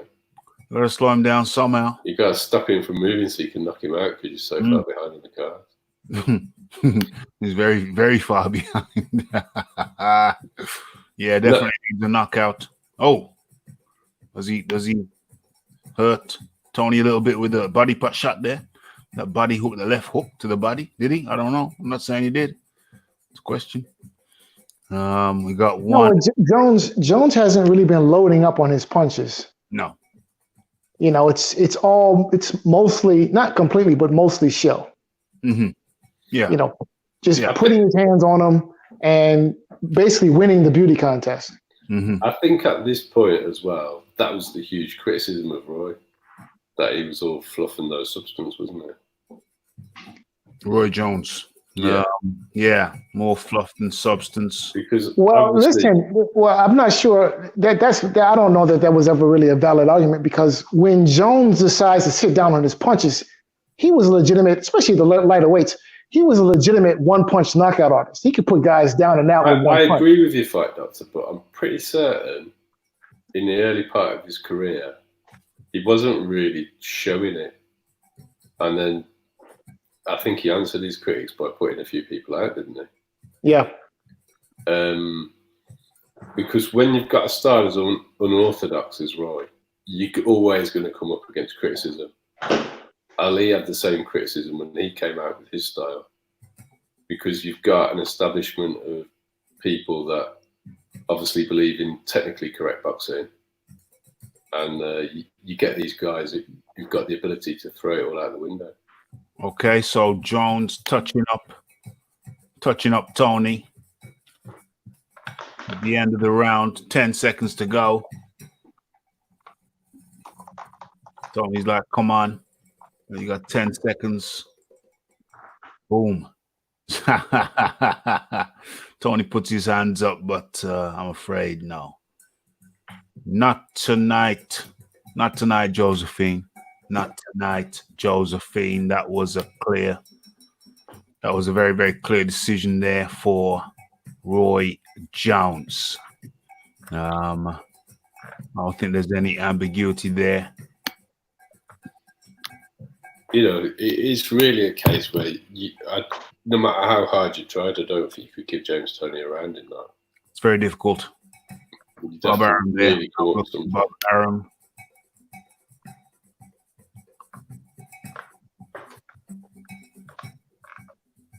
The guy in the background looks like Biggie Smalls. Where is he? There he is. There's Biggie Smalls in the background. I'm joking. It's not the real Biggie Smalls. Damn, man's got a neck brace. Still made it to the fight.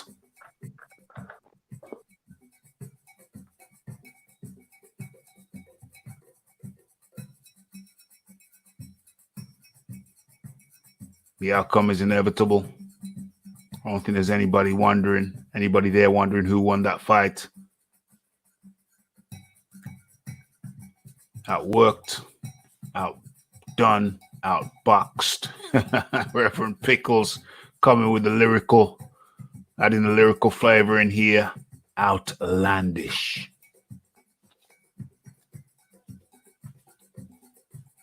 What is that? And the fight gets announced.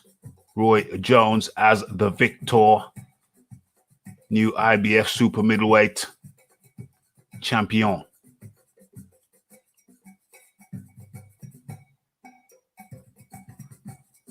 James Toney there. Mourning the loss of his belt to the hands of Roy Jones. Anything you want to say, gentlemen? We've come to the end of the show. Your final words, observations, thoughts. There are just some guys, no matter how good you are, there are some guys who just have your number. You know, Muhammad Ali, considered the greatest heavyweight ever, but Joe Frazier will always, Kenny Norton will always be a problem for you. Mm.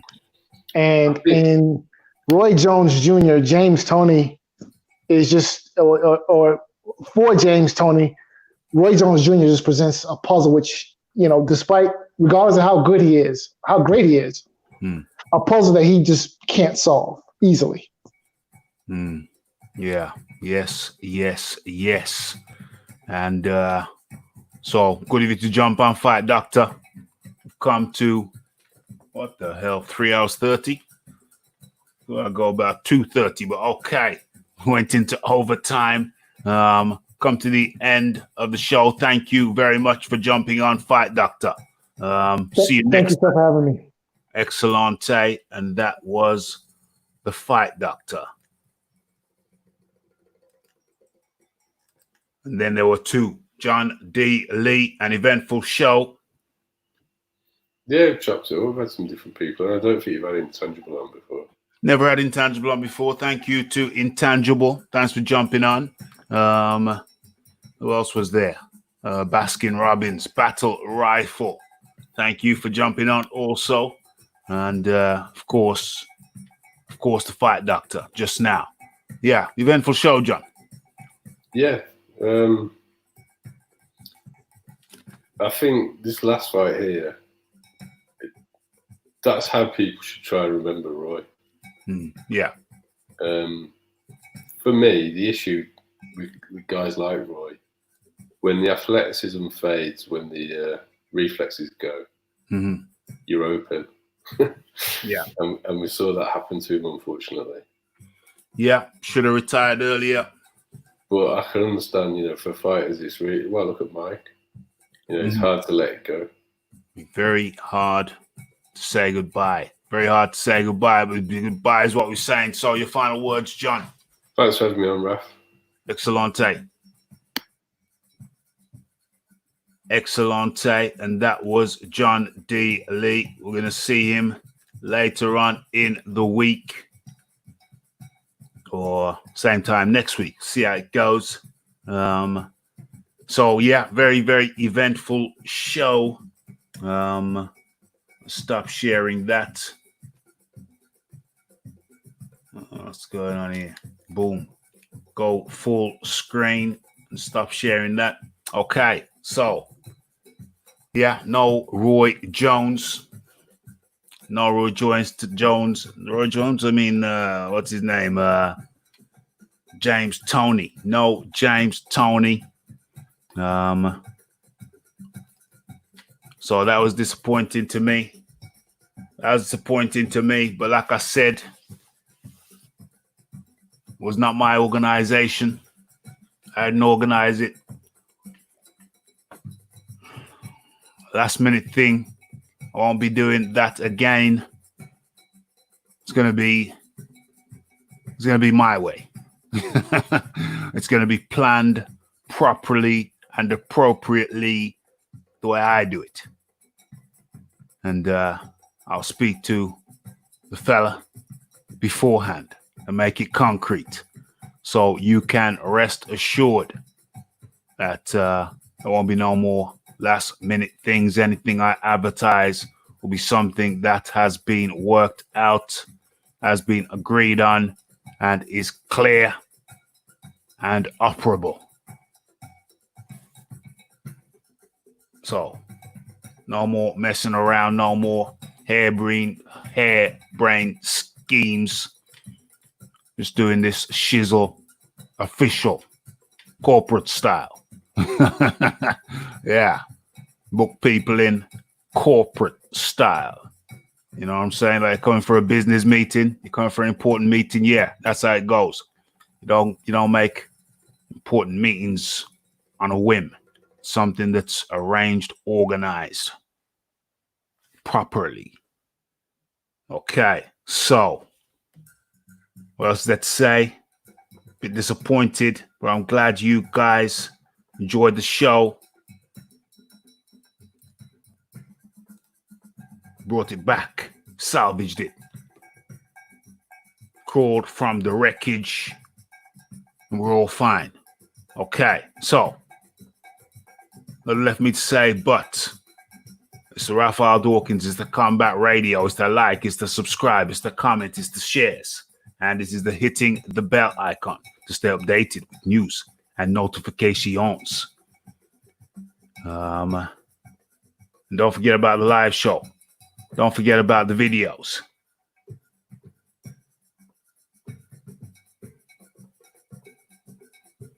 Monday, Wednesday, and Fridays, 9 p.m. UK time. And that's how we're doing it. It's the Raphael Dawkins. It's the Combat Radio. And the only thing for me to say is blessed.